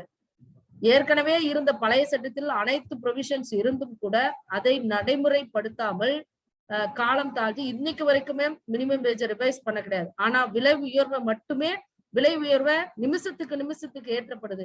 அந்த விலைவாசி உயர்வு என்பது நிமிடத்துக்கு நிமிடம் ஏறுதே தவிர தொழிலாளியின் கூலி என்பது மட்டும் 5 வருடங்களுக்கு ஒரு முறைன்றாங்க. அந்த 5 வருடங்களுக்கு ஒரு முறை கூட சட்டத்தின் அடிப்படையில் அதிகாரத்துவம் வாய்ந்த அந்த 5 years ஒன்ஸ் டைம் ரிவைஸ் பண்ண வேண்டிய மினிமம் வேஜ் ரிவைஸ் இன்னைக்கு வரைக்கும் ரிவைஸ் பண்ணல.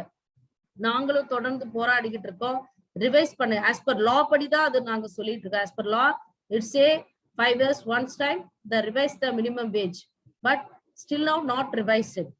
So 2022 வந்தாச்சு, கிட்டத்தட்ட 9 years ஆயிடுச்சு.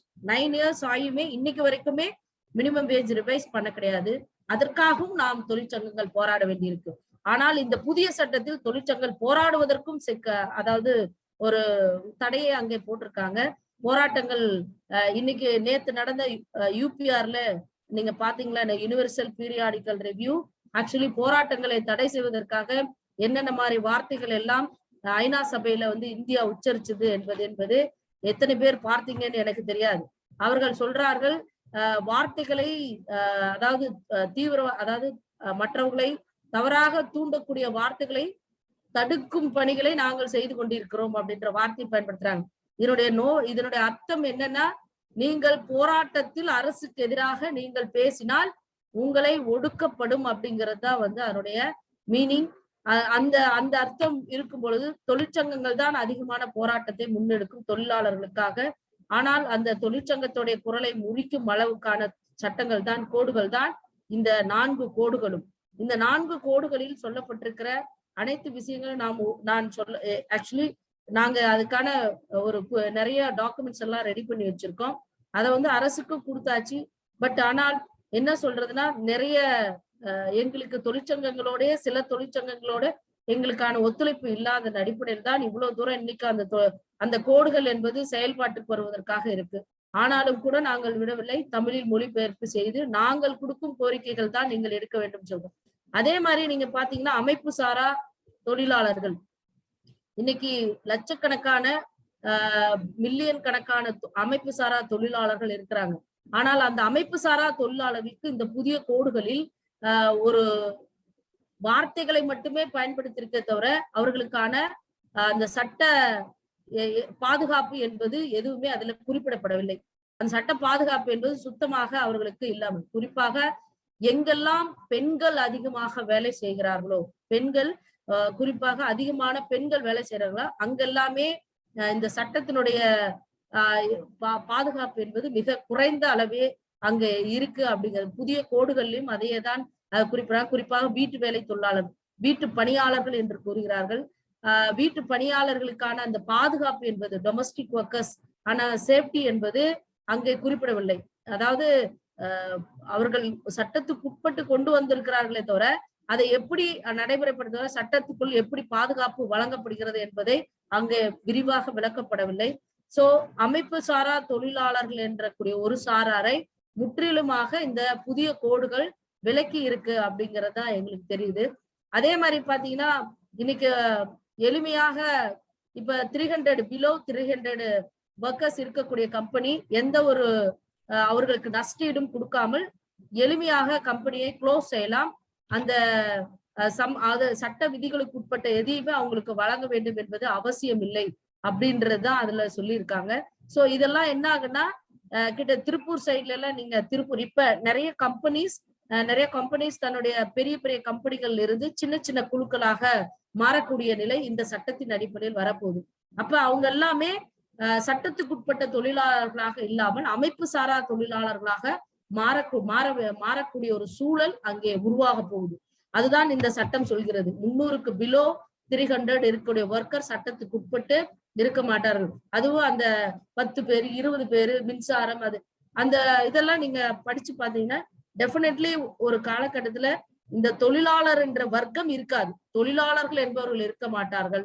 அமைப்பு தொழிலாளர்கள் என்பது சட்டத்துக்கு உட்பட்டு வரும். அவர்களை தொழிலாளர்கள் என்று இல்லாமல் பணியாளர்களாக மாற்றி அவர்களை அந்த தொழிற்சங்க சட்டத்துக்குள்ளாரே தொழிலாளர் சட்டத்துக்குள்ளாரே வர விடாமல் செய்வதற்கான வேலைகளை இன்றைக்கு அரசாங்கம் செய்து கொண்டிருக்கிறது.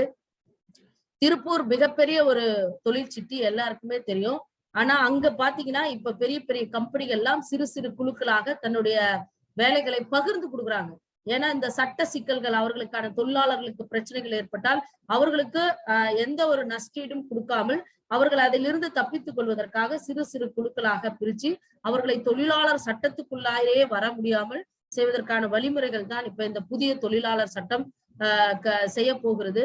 சோ அதாவது இந்த சட்டங்கள் எல்லாமே எங்களை பொறுத்த வரைக்கும் இந்த 4 கோடுகளையுமே இன்னைக்கு வரைக்கும் நாங்கள் ஏற்றுக்கொள்ளவில்லை.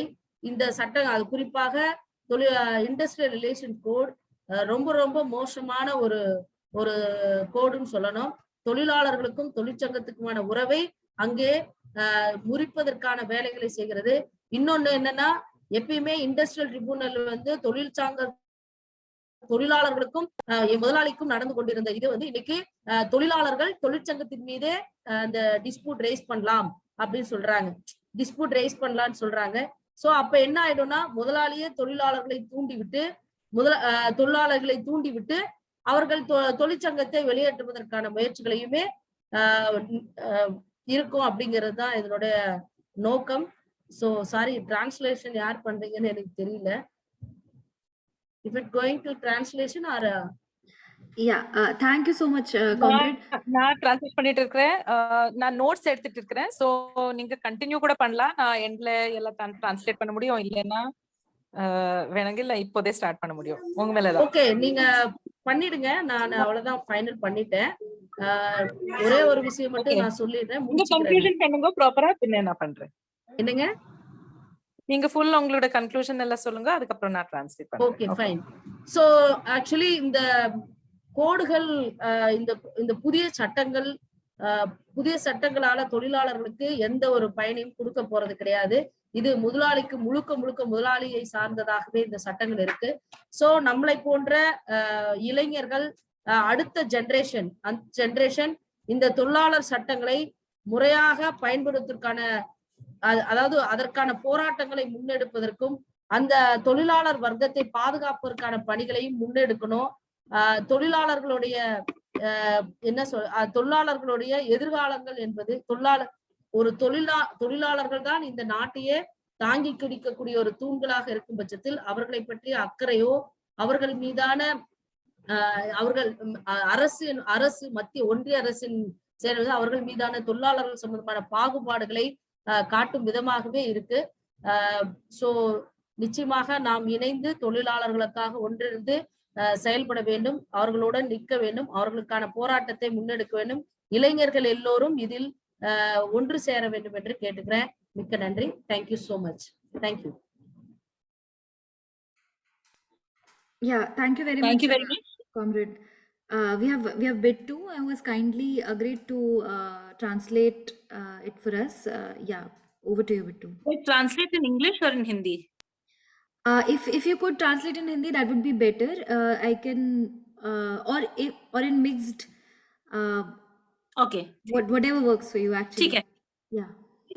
I'll try and do mixed here. I apologize because my own connection was mixed at times, so I may have missed a few things. In fact, initially Tolar was speaking also beautifully in English also. Many of you will have heard some of the matter that she was talking about. So she started off very clearly by saying we are opposed to the 4 labor codes. We will fight the 4 labor codes because they are basically made from a pro-capitalist, pro-company perspective, and they are anti-worker. And they replace all of the previous laws that existed in some sense to protect workers' rights. So, for example, the Industrial Relations Act has been completely replaced. Now companies themselves will basically make decisions on hiring and firing, and union formation will be severely curtailed by these new laws.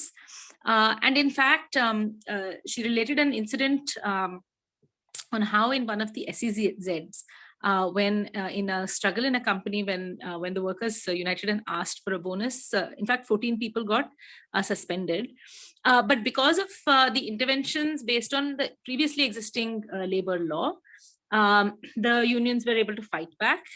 They were able to in fact fight for also an increase in salary, and the workers who were suspended were able to continue to fight for getting their rights to salary even when they were in the state of suspension. And so actually a lot of gains were also made by the union at the company. But the company was very clear at the time. They in fact told workers that when the new codes come, then we won't have this kind of problem with all of you, where the previous industrial relation laws have protections for you. And once the new codes come, then it will finally set the stage for us, for companies like us, to not have to deal with this kind of thing by you. And sure enough, the 4 new codes have come, and they have created this kind of situation where workers are not able to negotiate in the same way as before. Therefore, we will have to fight these 4 codes.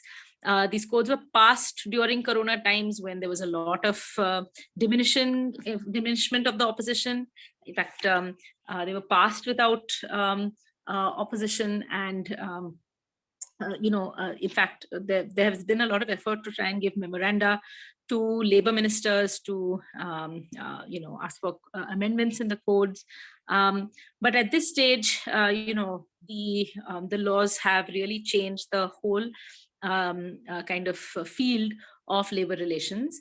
Now, companies with less than 300 employees will just not have the provisions for unions protecting the rights of workers.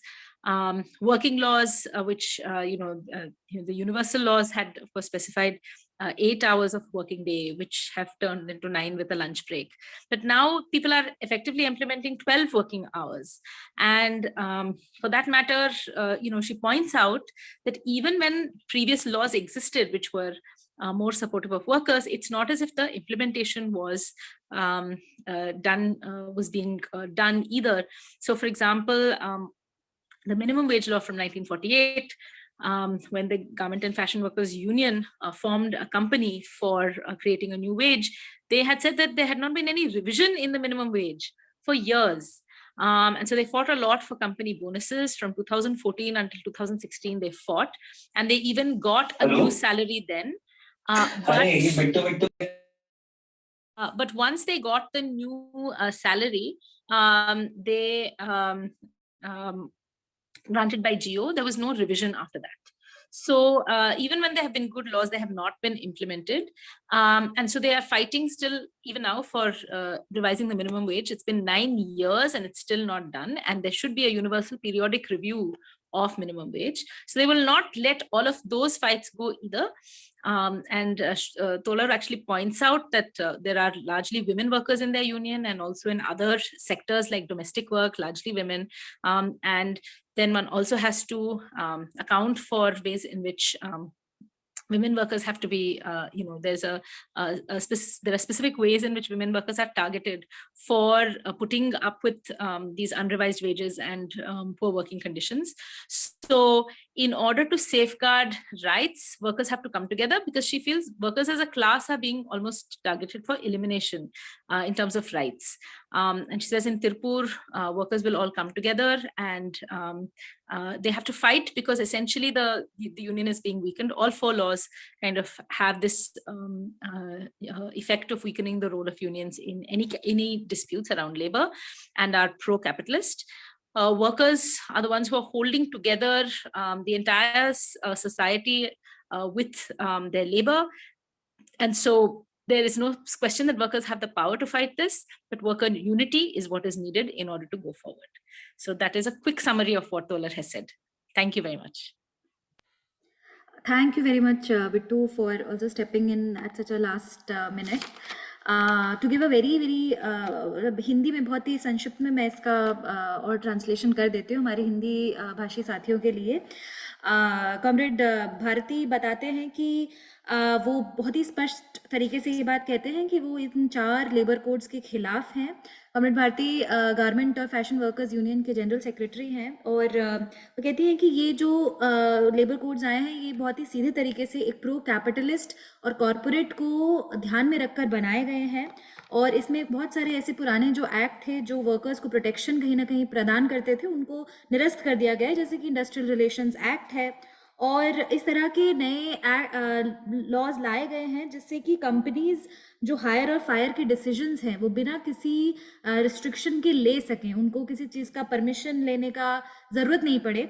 और union जिस तरह से काम करती हैं, union जो नई बनाने की जो कोशिशें होती हैं उसको भी इन लॉज के तहत बहुत हद तक लिमिट कर दिया गया है। यूनियन का नए यूनियन बनाना या यूनियन का काम करना बहुत मुश्किल इन एक्ट के द्वारा कर दिया गया है। उन्होंने एक एग्जाम्पल देते हुए बताया कि किस तरह से एक गारमेंट फैक्ट्री के अंदर स्ट्राइक के दौरान 40 कामगारों को सस्पेंड कर दिया गया, और ये पुराने कानून ही थे जिनके कारण वे उस सस्पेंशन से लड़ पाए। और क्योंकि पुराने कानून जो थे कहीं ना कहीं उनके अपने जो भी कमियां हैं उनको ध्यान में रखते हुए भी उनको कम से कम इतना एम्पावर करते थे कि वो उस सस्पेंशन के खिलाफ लड़ पाते। और जब वो जो कंपनी है, जो कंपनी के ओनर है, उन्होंने बहुत ही साफ तरीके से ये बात कही कि जब ये नए कानून आ जाएंगे तब हमें आपसे इस तरह से डील नहीं करना पड़ेगा, तब हमारे लिए ये जो आप इस तरह की स्ट्राइक्स से हमें इस तरह से डील नहीं करना पड़ेगा, और हमारे लिए कहीं ना कहीं ये साफ तौर पे ये दिखाना कि हमारे लिए हायर एंड फायर करना और कितना आसान हो जाएगा, और हमें आपका आपके जो रिटेलिएशन है उसका सामना नहीं करना पड़ेगा। वो ये भी बताते हैं कि किस तरह से इन एक्ट्स को बिना किसी ऑपोजिशन के पास कर दिया गया कोरोना के समय में। और ये बहुत सारे इसमें ऐसे प्रावधान हैं जैसे कि 300 से कम एम्प्लॉई जिस भी कंपनी में है उनको प्रोटेक्शन किसी तरह का नहीं हासिल रहेगा। जो वर्किंग आवर्स हैं जो 8 और 8 से 9 हुए वो कहीं ना कहीं 12 तक खिंच जाते हैं नए एक्ट्स के तरीके से। और वो बताते हैं कि जो उनका यूनियन है वो लगातार मिनिमम वेजेस में रिवीजन के लिए लड़ रहा है। 2014 से 16 तक वे इसके लिए लड़ाई करते रहे कि मिनिमम वेजेस में बढ़ोतरी की जाए, मगर 9 साल से किसी तरह का रिवीजन नहीं हुआ है, और उन चीज़ों को ध्यान में देने की बजाय इस तरह के नए कानून थोपे गए हैं। तो वो इसी बात के साथ अपनी बात खत्म करती है कि सभी कामगारों को साथ आना होगा, इनके खिलाफ लड़ना होगा। वे लड़ रहे हैं तिरुपुर में। उन्होंने बताया कि किस तरह से लड़ाई लड़ी जानी है, और वो बताते हैं कि कामगारों ने लड़के ही इस तरह के हक हासिल किए हैं और लड़ाई के द्वारा ही इन हकों को दोबारा हासिल किया जाएगा। तो थैंक यू वेरी मच तोलर for speaking with us. Finally, we have Comrade Ramnivas with us. Comrade Ramnivas is associated with the Maruti Suzuki Workers Union. Manesar, during the Manesar Union formation struggle, he was also terminated from his work and has been organizing workers since then. साथी Ramniwas Maruti Suzuki workers union से संबद्ध हैं, और Manesar union के गठन के दौरान जो संघर्ष चला उसके तहत इनको बर्खास्त भी किया गया अपने काम से, और वे लंबे समय से कामगारों को संगठित करने का काम कर रहे हैं। तो साथ ही मैं आपसे गुजारिश करूंगी कि आप इस मुद्दे पे थोड़ा और प्रकाश डालें और हमें ये भी बताएं कि मारुति सुजुकी के अंदर क्या हालात हैं, यूनियन की क्या दिशा है इस पूरे श्रम संहिता को लेकर, और अगर उससे ही जुड़ते हुए आप ये भी बता पाएं कि इंडस्ट्रियल जो वर्कर्स हैं इन जनरल उन पे किस तरह का प्रभाव इन 4 कानूनों से पड़ सकता है। तो कॉमरेड आप बात रखें अपनी। धन्यवाद सभी साथियों को, नमस्कार। ये बहुत अच्छी बात है कि मजदूरों के नजरिए पे भी आपने इसमें रखा, और क्या क्या असर इन 4 कानूनों से मजदूरों की जिंदगी पे पड़ेगा, इसमें कोई दो राय नहीं है। जैसे मेरे से पूर्व वक्ताओं ने भी बताया कि ये जो 44 श्रम कानून थे ये वैसे ही नहीं हमें मिल गए थे, इसके पीछे बहुत लंबा इतिहास है। हमारे जो पूर्वज थे, हमारे पहले जो मजदूर थे, उन्होंने बहुत लंबी लड़ाइयाँ लड़ी, शहादतें दी, जिसकी बदौलत ही आज के मजदूर इन कानूनों का सुख भोग रहे थे। लेकिन आज जिस तरीके से आंदोलन नहीं है, लड़ाइयाँ नहीं है, धीरे धीरे इन कानूनों को भी हमसे छीना जा रहा है। और वैसे तो अगर देखा जाए इंडस्ट्री के अंदर, क्योंकि मैं खुद एक इंडस्ट्री वर्क कर रहा हूँ, तो बहुत ज़्यादा इम्प्लीमेंट ये कानून नहीं होते, लेकिन फिर भी एक मजदूरों के पास एक हथियार होता है लड़ाई लड़ने का। जिस तरीके से आज हम बात करें इन 4 कोड की, इंडस्ट्री में जब हम स्ट्राइक के लिए, अपनी यूनियन बनाने के लिए लड़े थे और उसके लिए हमने स्ट्राइक करनी पड़ी, तो आज अगर देखें तो उन चीज़ों के ऊपर भी सरकार प्रतिबंध लगा रही है। इन कानूनों से पूंजीपतियों को खुली छूट, मजदूरों के शोषण की खुली छूट दी जा रही है। जिस तरीके से ट्रेड यूनियन एक्ट 1926 हमें छूट देता है अपनी एक यूनियन बनाने की, और कानून हमें इसमें प्रावधान देता है कि 45 दिन के अंदर मजदूर अपने मनमर्जी की स्वैच्छिक यूनियन बना सकते हैं। ये कानून था, लेकिन हकीकत में हमें अपना जो संगठन बनाने के लिए भी बहुत लंबी लंबी लड़ाइयां लड़नी पड़ी। जैसे मैंने बताया, कानूनी अधिकार हमारे पास था, इसी बदौलत हम लड़ पाए, और अंततः 3 स्ट्राइक के बाद मारुति के अंदर बहुत लंबी लंबी लड़ाइयां हुई, फिर जाके हमें कहीं ना कहीं ये अधिकार मिला। और जिस तरीके से आज इन कोड के अंदर अगर हम देखें, इंडस्ट्रियल रिलेशन कोड जो है वो बहुत ज्यादा असर मजदूरों के ऊपर डाल रहा है, खासकर इंडस्ट्रियल जो मजदूर हैं उनके ऊपर बहुत ज्यादा प्रभाव डाल रहा है।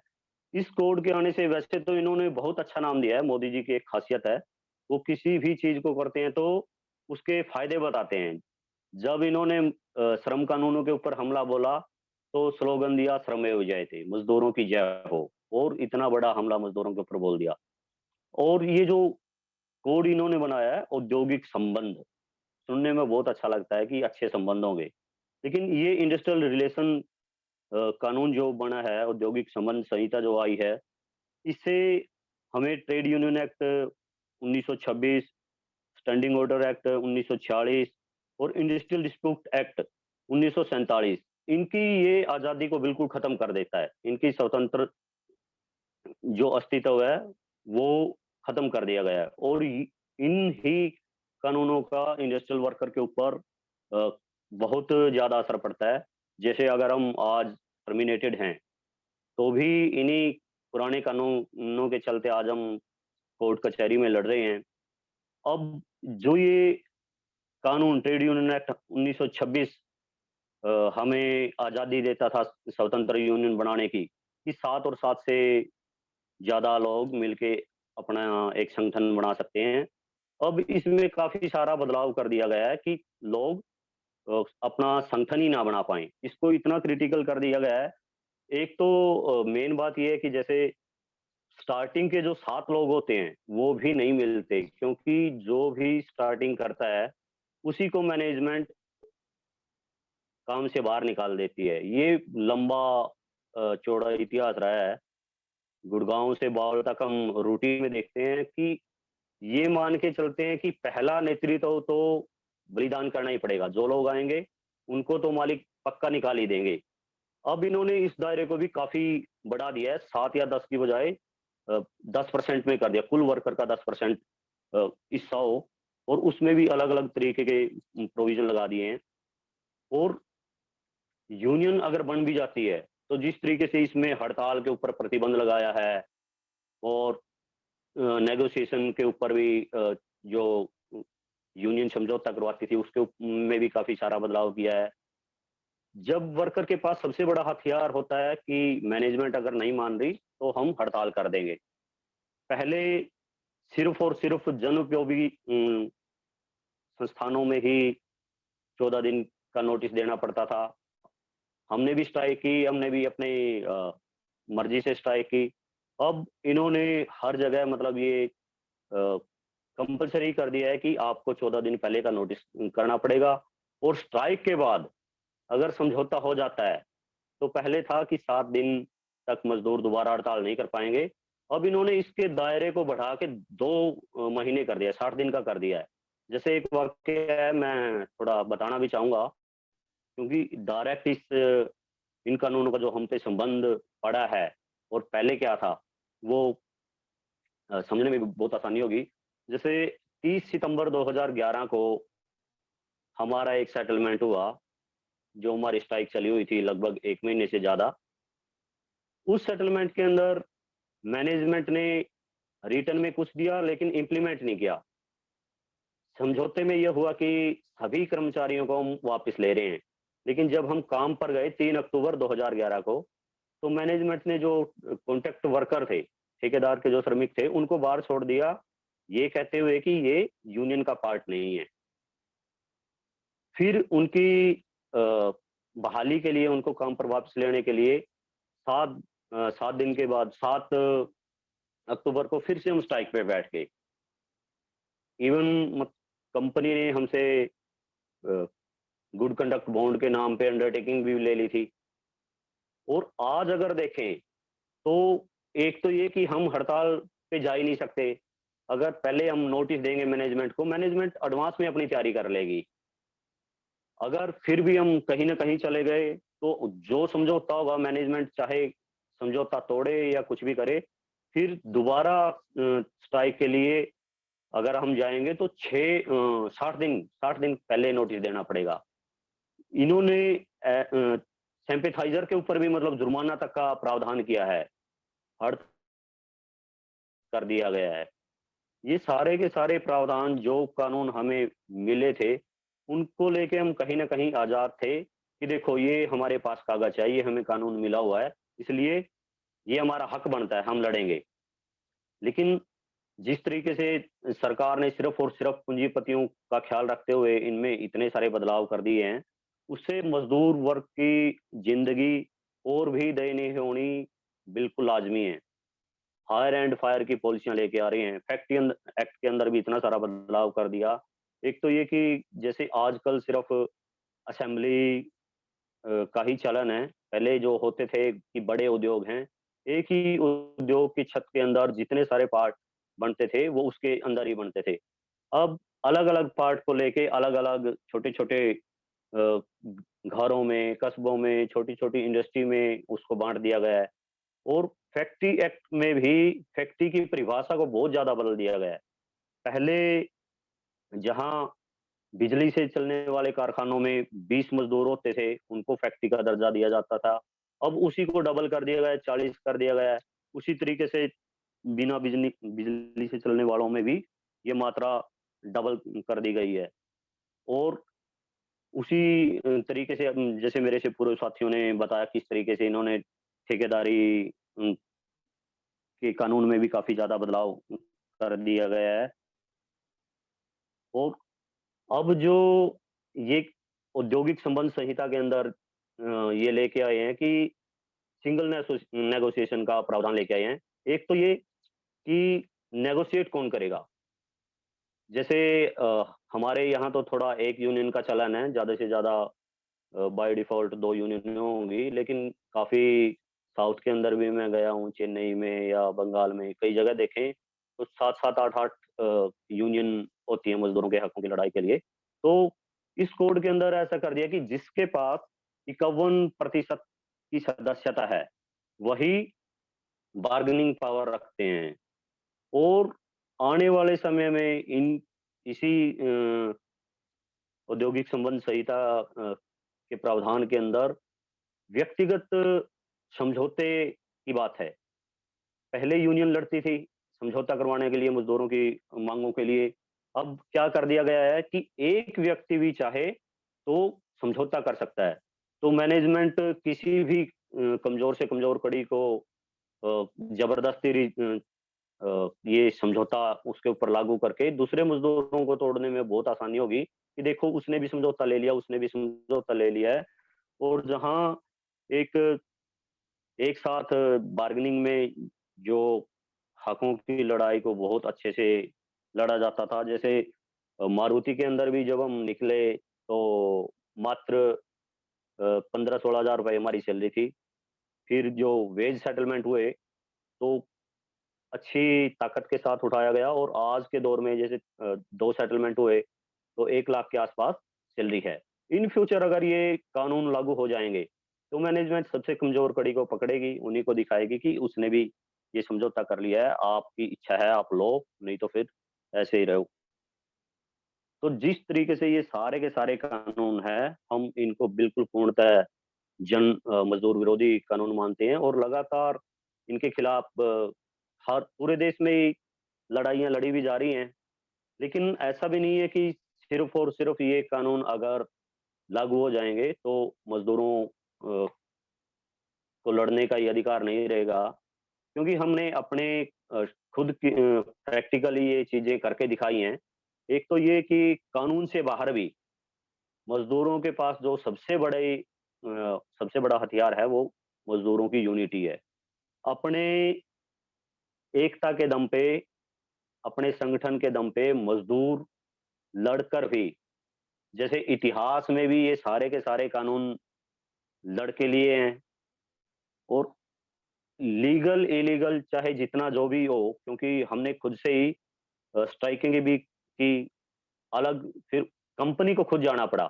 ये जो वर्कर ने स्ट्राइक की थी, ये इलीगल थी या जस्टिफाइड थी, वो कोर्ट के अंदर अलग से केस लगाने पड़े। जैसे मैंने बताया कि अंडरटेकिंग देने के बाद भी, जब हम खुद लिख के मैनेजमेंट को ये दे रहे थे कि इन फ्यूचर हम कभी भी स्ट्राइक नहीं करेंगे, गो स्लो नहीं करेंगे, किसी दूसरे की स्ट्राइक में नहीं जाएंगे, लेकिन जब मजदूरों ने स्ट्राइक की और 100% मेजोरिटी हम लोगों के साथ स्ट्राइक में बैठी, तब एक अलग ही चेतना, जो मजदूर वर्गीय चेतना है, उसका आभास हुआ, और उसी के दम पे अंडरटेकिंग देने के बाद भी हमने फिर से स्ट्राइक की। जो कानून हमारे खिलाफ भी था, तो भी मैनेजमेंट को कहीं न कहीं ये हाई कोर्ट से मतलब एकदम से ऑर्डर भी लेके आए प्लांट खाली कराने का, लेकिन बहुत लंबा टाइम लगा उनको प्लांट खाली करवाने के लिए। तो सारी चीज़ों से ये बिल्कुल सिद्ध है कि मज़दूर अगर जब भी अपनी वर्गीय चेतना के साथ लड़ेंगे, पहले भी लड़के ये अधिकार सारे के सारे हासिल किए हैं, इन फ्यूचर भी लड़ेंगे और इन्हीं अधिकारों के लिए लड़ेंगे। हमारा जो रवैया है, हम भी ये नहीं कहते कि श्रम कानूनों में सुधार नहीं होना चाहिए। मोदी जी ने श्रम कानून सुधार के नाम पे ये सारे के सारे कानून, हम कहते हैं कि जो बदलाव आप कर रहे हैं, वो मजदूर पक्षीय सुधार की ज़रूरत है। और इसी के साथ जैसे देश भर में ये लड़ाइयाँ लड़ी भी जा रही हैं, कहीं न कहीं हम कमज़ोर पड़े, मज़दूर वर्ग की जो ये लड़ाइयाँ हैं, ये कमज़ोर रही, इसी कारण से मालिकों के हौसले बुलंद हुए। उन्होंने जो हमें अधिकार पहले मिले हुए थे, धीरे-धीरे वो अधिकार हमसे छीन लिए। क्योंकि ये जैसे मैंने बताया, बहुत सारे कानून हैं, ये आते ही 2014 में ही मोदी जी ने इनके खिलाफ हमला बोल दिया था। 2019 में ये वेज कोड को मंजूरी दे दी थी। फिर कोरोना के टाइम में बचे हुए 3 कानूनों को भी इन्होंने पास कर दिया। और उससे पहले भी अ, जैसे इन्होंने पहले जो कानून थे कि 100 मज़दूर से ज़्यादा अगर मालिक को निकालना है, तो पहले सरकार की अनुमति की ज़रूरत थी। अब क्या कर दिया है कि 300 मज़दूर अगर 299 मज़दूरों को ये अपनी मर्ज़ी से निकाल देंगे। 300 या 300 से ज़्यादा निकालने पड़ेंगे, तब जाके इनको सरकार की परमिशन की ज़रूरत है। और आज के दौर में बहुत सारी इंडस्ट्री है जो इससे काफ़ी दूर चली गई है। बहुत सारी इंडस्ट्री है जिसमें मज़दूरों की संख्या 200, 250, 300, अगर किसी में 300 से ज़्यादा भी है, तो उसमें भी कंपनी ले-ऑफ, छँटनी, क्लोज़र, पार्सल क्लोज़र, इनके नाम पे कहीं न कहीं उस तादाद को हटा कम कर देती हैं और उस दायरे में लाने का ये प्रयास है। हमारा सिर्फ़ इतना ही कहना है कि जिस तरीके से हमारे पहले पूर्वज लड़े थे, या हमारे आज भी जो लड़ाकू साथी हैं, लड़के आज कुछ न कुछ अधिकार हासिल कर रहे हैं। इन सिर्फ़ इन 4 श्रम संहिताओं के खिलाफ की लड़ाई की बात नहीं है, आगे हमें लड़ाई लड़नी पड़ेगी कि मज़दूर पक्षीय इनमें सुधार होना चाहिए। जहाँ हमें इतिहास में बहुत पहले 1886 के आसपास में जो 8 घंटे का अधिकार दिया गया था कि 8 घंटे काम, 8 घंटे मनोरंजन, 8 घंटे आराम। आज हम देख रहे हैं कि ये जो कोड लाए जा रहे हैं, इसमें 12-12 घंटे या मालिकों की मर्ज़ी के ऊपर, आप बीच में टाइम देके, ये सरकार के ऊपर भी उन्होंने छोड़ दिया कि सरकार अपनी मनमर्ज़ी से ये रूल बना सकती है। तो आज जहाँ 6 घंटे का टाइम होने चाहिए था, आज उसको 10 से 12-12 घंटे का किया जा रहा है। जहाँ महिलाओं को जितने सारे अधिकार मिले हुए थे, आज महिलाओं को उनके शोषण की भी खुली छूट दी जा रही है। बीप पाली में काम करवाने का, इनका नाइट शिफ्ट में काम करवाने की इन कानूनों के दौरान पूरी की पूरी खुली छूट दी जा रही है। इसी के लिए मैं सिर्फ एक अपील के साथ अपनी बात खत्म करूंगा कि जैसे देश भर में लोग अलग-अलग तरीके से अपने-अपने तरीकों से इन श्रम कानूनों के खिलाफ, मजदूर विरोधी श्रम कानूनों के खिलाफ लड़े हुए हैं, उसी तरीके से हम भी अपने-अपने स्तर पे इस लड़ाई को लड़ रहे हैं। और जैसा साथी बिट्टू ने भी बताया, दूसरे साथियों ने भी बताया कि मजदूर अधिकार संघर्ष अभियान के तहत कल एक बहुत बड़ी रैली दिल्ली के अंदर भी होने जा रही है। तो अब ज़रूरत है पूरे के पूरे देश में एक ऐसे लड़ाई की जो बिल्कुल अपने-अपने संगठन को, अपने-अपने झंडे को, अपने-अपने उसको भुलाकर मजदूर वर्गीय चेतना की भावना के साथ एक ठोस, निरंतर, जुझारू और निर्णायक लड़ाई लड़ने की ज़रूरत है। क्योंकि ये जो 44 श्रम 4 लेबर कोड बिल या ये कानून बना दिए गए हैं, इन्होंने जो हमें पहले से अधिकार मिले हुए थे, उनको बिल्कुल एक तरीके से अस्तित्वहीन कर दिया है। उनका स्वतंत्र अस्तित्व रहा ही नहीं है। लेकिन एक बार फिर से यही कहते हुए कि मज़दूर इन कानूनों का मोहताज नहीं है। कानून पहले भी थे, मारुति आंदोलन ने देश भर के अंदर ऐसा बहुत सारे अ, एग्जाम्पल उदाहरण पेश किए हैं। कानून से बाहर जाके भी हमने लड़ाइयाँ लड़ी हैं। और एक नई चीज़, नई सीख हमने पूरे औद्योगिक बेल्ट में, जैसे कानून, जो चीज़ें कानून में भी नहीं थी। पहले क्या होता था कि मज़दूर जब भी स्ट्राइक करते थे, पहले ही मालिक उनको स्टे ले आते थे, फैक्ट्री से बहुत ज़्यादा दूर कर देते थे, फिर अंदर से दूसरे वर्करों की भर्ती कर लेते थे। मारुति आंदोलन के दौरान हमने बैठ की हड़ताल, जो गुड़गाँव में या देश भर में ऐसा पहले चला नहीं था कि मज़दूर प्लांट के ऊपर कब्जा करके बैठ गए। गुड़गाँव के अंदर हमने दिखाया कि अगर मैनेजमेंट से जीतना है तो प्रोडक्शन के ऊपर तो अपना कब्जा है ही, लेकिन ऐसा मौका भी किसी को मत दो कि कोई दूसरे वर्कर को मैनेजमेंट पहले हड़ताल तोड़वाने के लिए अंदर करे और प्रोडक्शन स्टार्ट करे। हमने 2 बड़ी-बड़ी स्ट्राइकें जो की, वो फैक्ट्री के ऊपर कब्जा करके की।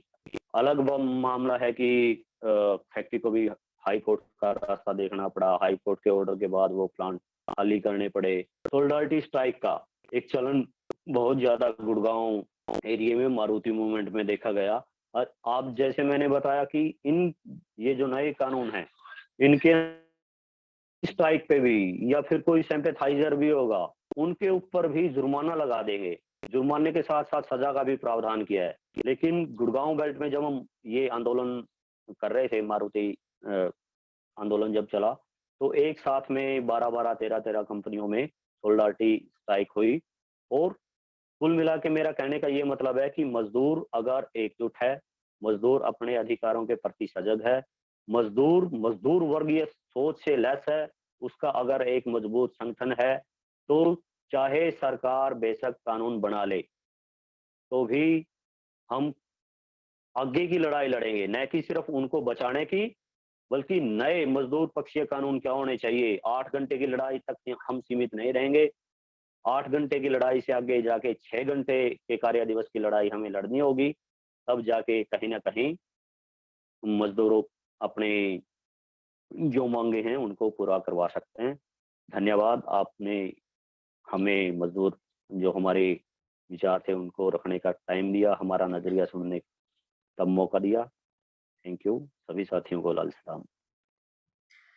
बहुत शुक्रिया साथी, आपने बहुत ही स्पष्ट तरीके से हमें बताया कि प्रैक्टिकल लेवल पे खास तौर से जो एकजुटता के जो संघर्ष करने का और जो एकजुट होने के जो प्रयास होते हैं, उनको किस तरह से कर्टेल किया जाएगा इन लेबर कोड्स के द्वारा। आप हमारे सामने मारुति के अभूतपूर्व संघर्ष को रिप्रेजेंट करते हैं और ये हमारे लिए बहुत ही ज़्यादा इंस्पिरेशन की बात है। और जो मजदूर अधिकार रैली दिल्ली में होने वाली है, उसके लिए हम पूरी एकजुटता, पूरी सॉलिडारिटी आपके साथ रखते हैं, उसको पूरा अपना समर्थन देते हैं। To give a very brief summary of what Comrade Ramnevas spoke about, Sathi Ramnevas spoke about how it is only after long struggles and sacrifices that government that gave us all the labor codes, not just in India but across the world. And with the 4 labor codes, all those laws are being diluted. The laws that existed earlier were also not implemented properly, but still they gave some tools, some strength to workers to fight against some of the anti-worker policies. But with the current legislations, that power is also taken away from the workers. I spoke about the fact that how capitalists are given a free hand against the workers through these 4 labor codes. And with this, when the previous laws were present, at that time also forming a union was pretty difficult. In 47 days it took to form a union earlier. And with the Trade Unions Act that was present there, despite the existence of the Trade Unions Act, it was Comrade Ramnevas told that they had to fight a long battle to form a union. And with the current legislation, that act is further diluted. So now the possibility of making a union is almost has become negligible. He spoke about how our Prime Minister Narendra Modi is famous for giving fancy names to schemes. He's talked about Shamajeev Jayate, and then gave this fancy name of Industrial Relations Act to sort of have negotiations between the workers. But what it actually does is it makes the earlier legislations like the Standing Orders Act or the Industrial Disputes Act, it makes all those acts redundant. And so it also talks about earlier, for example, to form a union, at least 7 workers were required to come together, which was also a difficult task, because it was very, very known that whoever will initiate a union or whoever will initiate mobilization will be at the target of the companies. So finding those 7 people also used to be difficult. But now with the new legislation, it is now required that 10% of the workers have to be there to finally form a union. So in that sense, forming a union itself has become very, very difficult. Strikes have become very, very difficult, and unions negotiation power has been curtailed.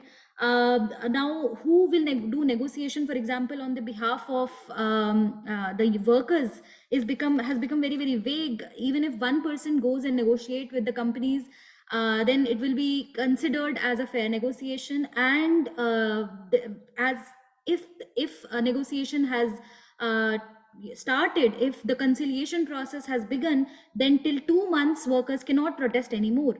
So with all these legislations, the current labor laws make it even more difficult for workers to come together. But Comrade Ramnevas also spoke about how at that time also they were handed good conduct notices. They were given various kinds of threats, but it is because of the workers' consciousness, the solidarity, it was because of that kind of a pro-worker consciousness that they could keep fighting despite all the roadblocks and ultimately form a union. And he speaks about how it is not just limited to the 4 labor codes, but if this is just the one step, we don't have to just fight these labor codes, but also go ahead and fight for pro-worker changes. Not just the 8-hour work, 8-hour sleep, and 8-hour recreation motto that we have been working with, but we have to go ahead and fight for even more pro-worker policies. So and that is going to be possible with worker struggle. That it has historically been possible with worker struggle, and it will happen because of worker struggles itself. Now, since we have very less time, one last question I would like to give to all the 3 speakers. And अगर आप सभी एक छोटा comment दे पाएं, Avani, Kapil and Ramnevas जी, और ये बता पाएं कि आगे की दिशा इसमें क्या आपकी यूनियन क्या दिशा ले रही है, और जो हमारे सामने प्रेसिडेंट है किसानों के ऐतिहासिक संघर्ष का, क्या उससे कुछ मजबूती मिलेगी इस संघर्ष को, और आगे हम बेसिकली क्या उम्मीद कर सकते हैं कि आगे के दिनों में इन कोड्स को लेकर सरकार की क्या स्थिति हो सकती है और उसके मद्देनजर यूनियंस की क्या स्थिति रहेगी? तो अगर एक-एक करके आप लोग इस पर थोड़ा प्रकाश डाल पाएँ। कपिल, सबसे पहले आप। अच्छा, अवनी आपसे बात करेंगे सबसे पहले। Thanks, Shiva. I think when we're talking about the future path, then there's no doubt. I think there's unanimity that we must oppose these codes. But what form that opposition must take is something which is yet to be decided even amongst the unions. I think we have to arrive at a consensus that we can't engage in discussion about these codes. We can't engage in critique to the extent that we must demand total abolition. We can't ask for partial abolition of these codes. We can't. There's no merit to these codes, according to me.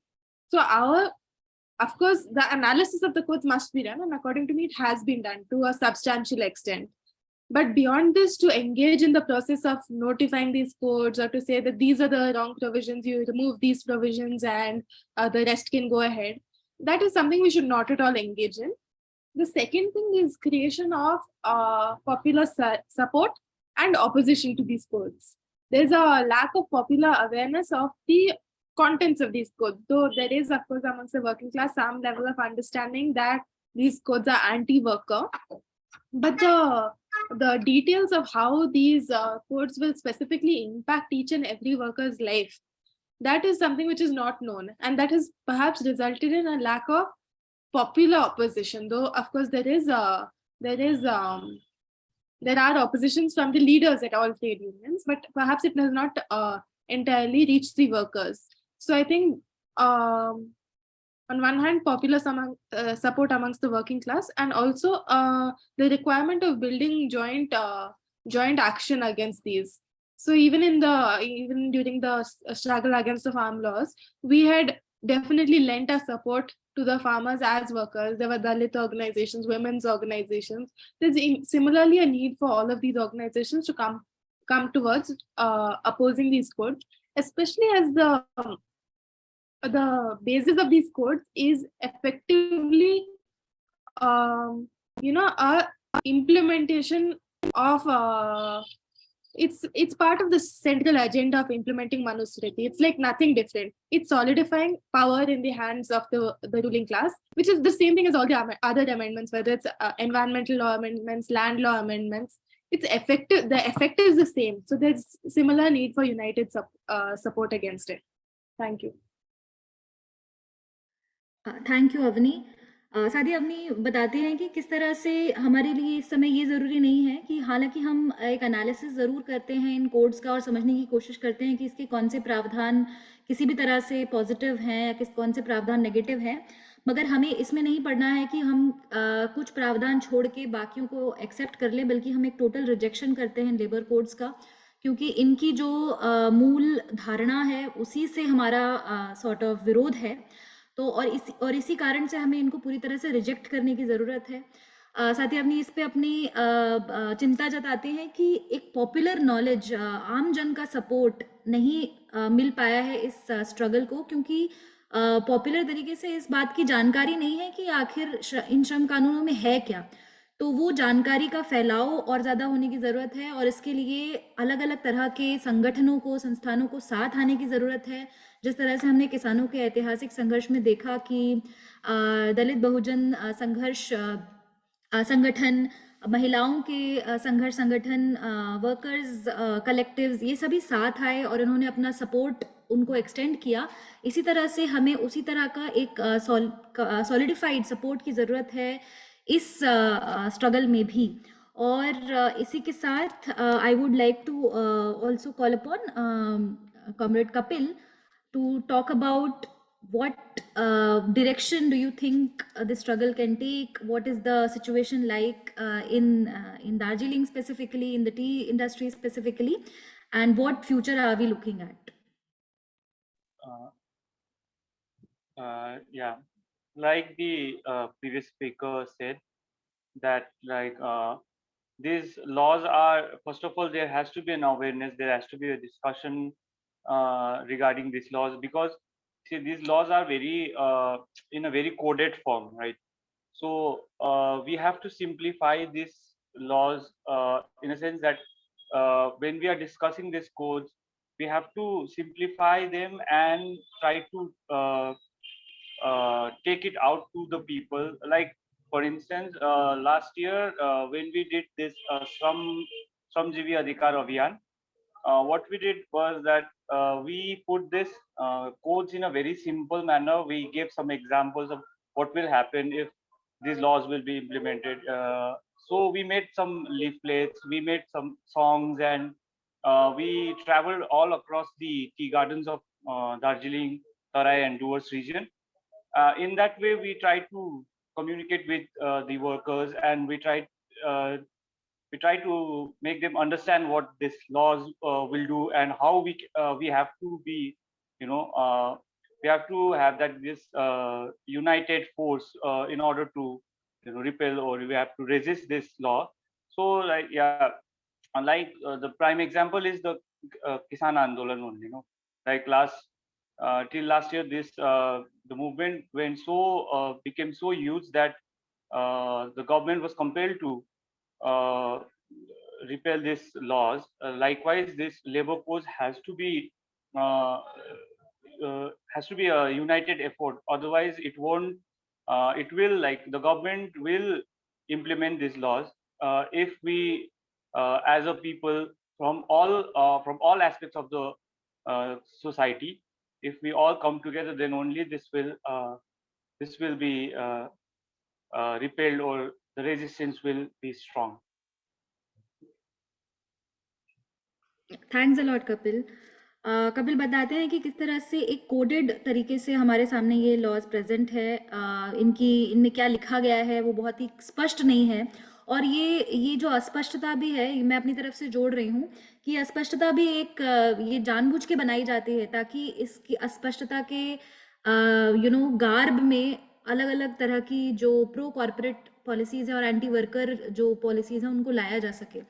तो कपिल बताते हैं कि ये जो अस्पष्टता मौजूद है इसको क्लियर किया जाए और आमजन के बीच में उस जानकारी को ले जाया जाए कि आखिर ये कोड वर्कर्स के लिए क्या मायने रखते हैं, इनका क्या इफेक्ट होगा। वो एग्जाम्पल देते हैं श्रमजीवी अधिकार अभियान का, जहाँ पे इन कानूनों से कामगारों को किस तरह से वो इम्पैक्ट होंगे, इसको लेकर उन्होंने तरह तरह की स्ट्रैटेजीज के द्वारा नाटक, गाने और घूम घूम के जो चाय बागान है उनमें इस बात का प्रसार किया कि ये कानून है क्या और इससे वर्कर्स पे क्या इम्पैक्ट पड़ेगा। तो उसी तरह के एफर्ट्स की पूरी देश भर में ज़रूरत है, और वर्कर्स से भी कम्युनिकेट करने की ज़रूरत है, साथ ही साथ आमजन से भी कम्युनिकेट करने की ज़रूरत है कि ये आखिर संघर्ष है किस लिए। और उन्होंने भी इसी बात पे जोर दिया कि एक सॉलिडिफाइड और एक कंसोलिडेटेड एफर्ट की इस दिशा में ज़रूरत है। आखिर में मैं साथी रामनिवास से भी गुजारिश करूँगी कि वो इस पर अपनी बात रखें कि मतलब जो हम देरी भी देख रहे हैं कि ये इम्प्लीमेंट करने में जो बार बार देरी हो रही है, क्या ये किसी तरह का हमें एक निशान है इसका कि सरकार इसको इम्प्लीमेंट नहीं कर पाएगी? आप इसको किस तरह से देखते हैं और किस तरह से यूनियन या वर्कर्स इन जनरल इससे निपटने का सोचते हैं? जी बिल्कुल, जिस तरीके से सरकार के भी अलग अनुभव रहे हैं किसान आंदोलन के, मजदूरों के ऊपर जिस तरीके से हमला बोला था, उसी तरीके से सरकार ने किसानों के ऊपर ये 3 कृषि बिल लेके हमला बोल दिया था। और जितनी मजबूती के साथ किसानों ने ये आंदोलन लड़ा, तो सरकार को भी कहीं न कहीं जरा ये छुट-पुट जो भी हम विरोध कर रहे हैं, उससे कहीं न कहीं तो थोड़ा खतरा है। एक चीज़ हकीकत है, इसमें सरकार भी इत्तेफ़ाक रखती है, आमजन भी इत्तेफ़ाक रखते हैं कि किसान आंदोलन में जब किसान अपना काम बंद करके बैठ गए थे, तो उनको 1 साल लग गया। अगर हम अपना काम बंद करके बैठ गए, तो 1 साल नहीं लगेगा। ये सरकार को भी पता है कि ये सीधा हमला मालिकों के ऊपर है। किसानों का अपना काम बंद करने से खुद का नुकसान हुआ। अगर मज़दूर काम बंद करके बैठता है, तो उसका तो नुकसान है ही, उसके पास खाने-पीने के लिए कोई ज़्यादा पर्याप्त संसाधन नहीं होते। किसानों की एवज में, लेकिन मालिकों के ऊपर भी वो सीधा हमला है डायरेक्ट, उससे उनका कई गुना, हजारों गुना ज्यादा नुकसान होता है। और इसमें सिर्फ हम यही कहेंगे कि जिस तरीके से किसान आंदोलन में ये देखा गया कि एक बच्चे या बूढ़े से, किसी से भी आप पूछ लो कि कृषि बिल क्या है, तो कोई भी बड़ी आसानी से बता कि हाँ ये है और ये हमारे ऊपर इफेक्ट पड़ेगा। यही चीजें हमें मजदूरों तक पहुंचाने की जरूरत है कि जो सरकार श्रम कानून लेके आई है, जो इनमें बदलाव कर रही है, उनका आपके जीवन पे क्या प्रतिकूल असर पड़ेगा अगर मजदूर इस चीज को समझ जाते हैं। और जो छोटी छोटी लड़ाइयां हम लड़ रहे हैं, तो मिलके एक ऐसे ही आंदोलन की जरूरत है देश में। लेकिन ये भी हमारी आशा है कि जिस दिन भी मजदूर इस चीज को समझ जाएंगे, जिस दिन भी एकजुट हो जाएंगे और रस्म अदायगी से आगे बढ़ेंगे, क्योंकि देखो विरोध तो हम करते हैं, बड़ी बड़ी सेंट्रल ट्रेड यूनियनें भी हैं, वो भी विरोध कर रही हैं लगातार, लेकिन सिर्फ रस्म अदायगी से आगे बढ़ के जब हम इसको व्यावहारिक रूप में, वास्तविकता में इस लड़ाई को एक लड़ने का निश्चय कर लेंगे तो ज्यादा चढ़ना पड़ेगा। Thank you.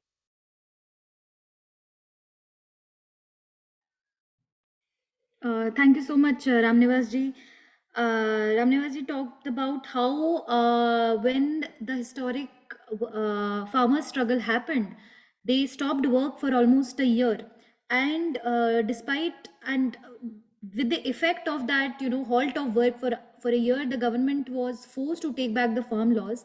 But Ramnivas ji makes this point that if the industrial workers go on strike like that, it won't even take 1 year for the government to realize the intensity of it, because with the farmer struggle, the farmers had to ultimately bear the loss of halting the work. But if workers on a large scale, if they go on strike, it is directly the owners, the capitalists that will have to bear the brunt of it, and that brunt will also be exponential. So the government also realizes this, and it should not push the workers to that extent where they have to go on such a massive scale strike.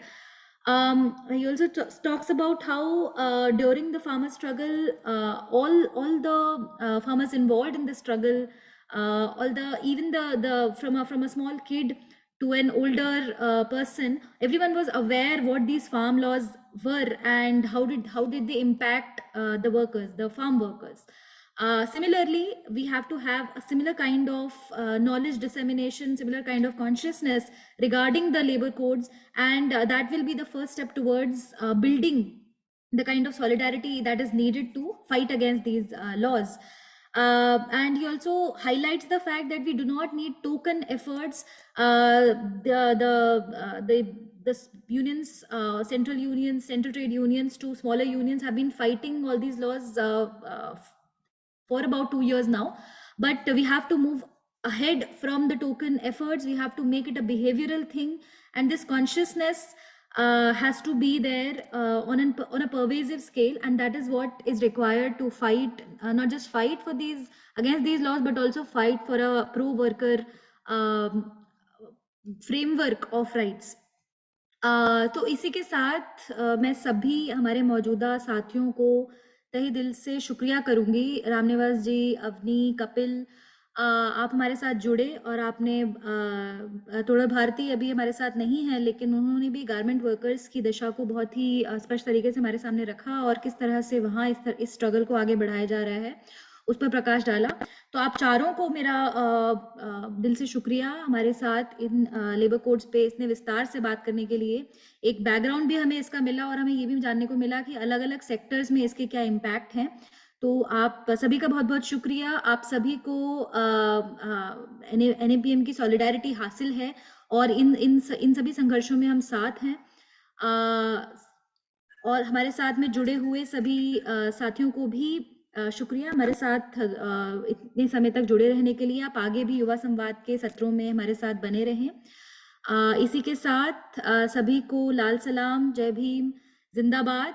और मैं आशा करती हूँ कि ये जो संघर्ष है ये अपने मुकाम तक पहुँचे, ये लेबर कोड्स ना सिर्फ वापस लिए जाएं, बल्कि जैसा कि रामनिवास जी बार बार कह रहे थे कि जो इससे आगे बढ़कर हमें मजदूरों के अधिकार की बात इससे आगे बढ़कर जो रखनी है, वो बात उस लेवल तक पहुंचे, ऐसी हमारी आशा है। तो इसी के साथ सभी को शुक्रिया, जिंदाबाद।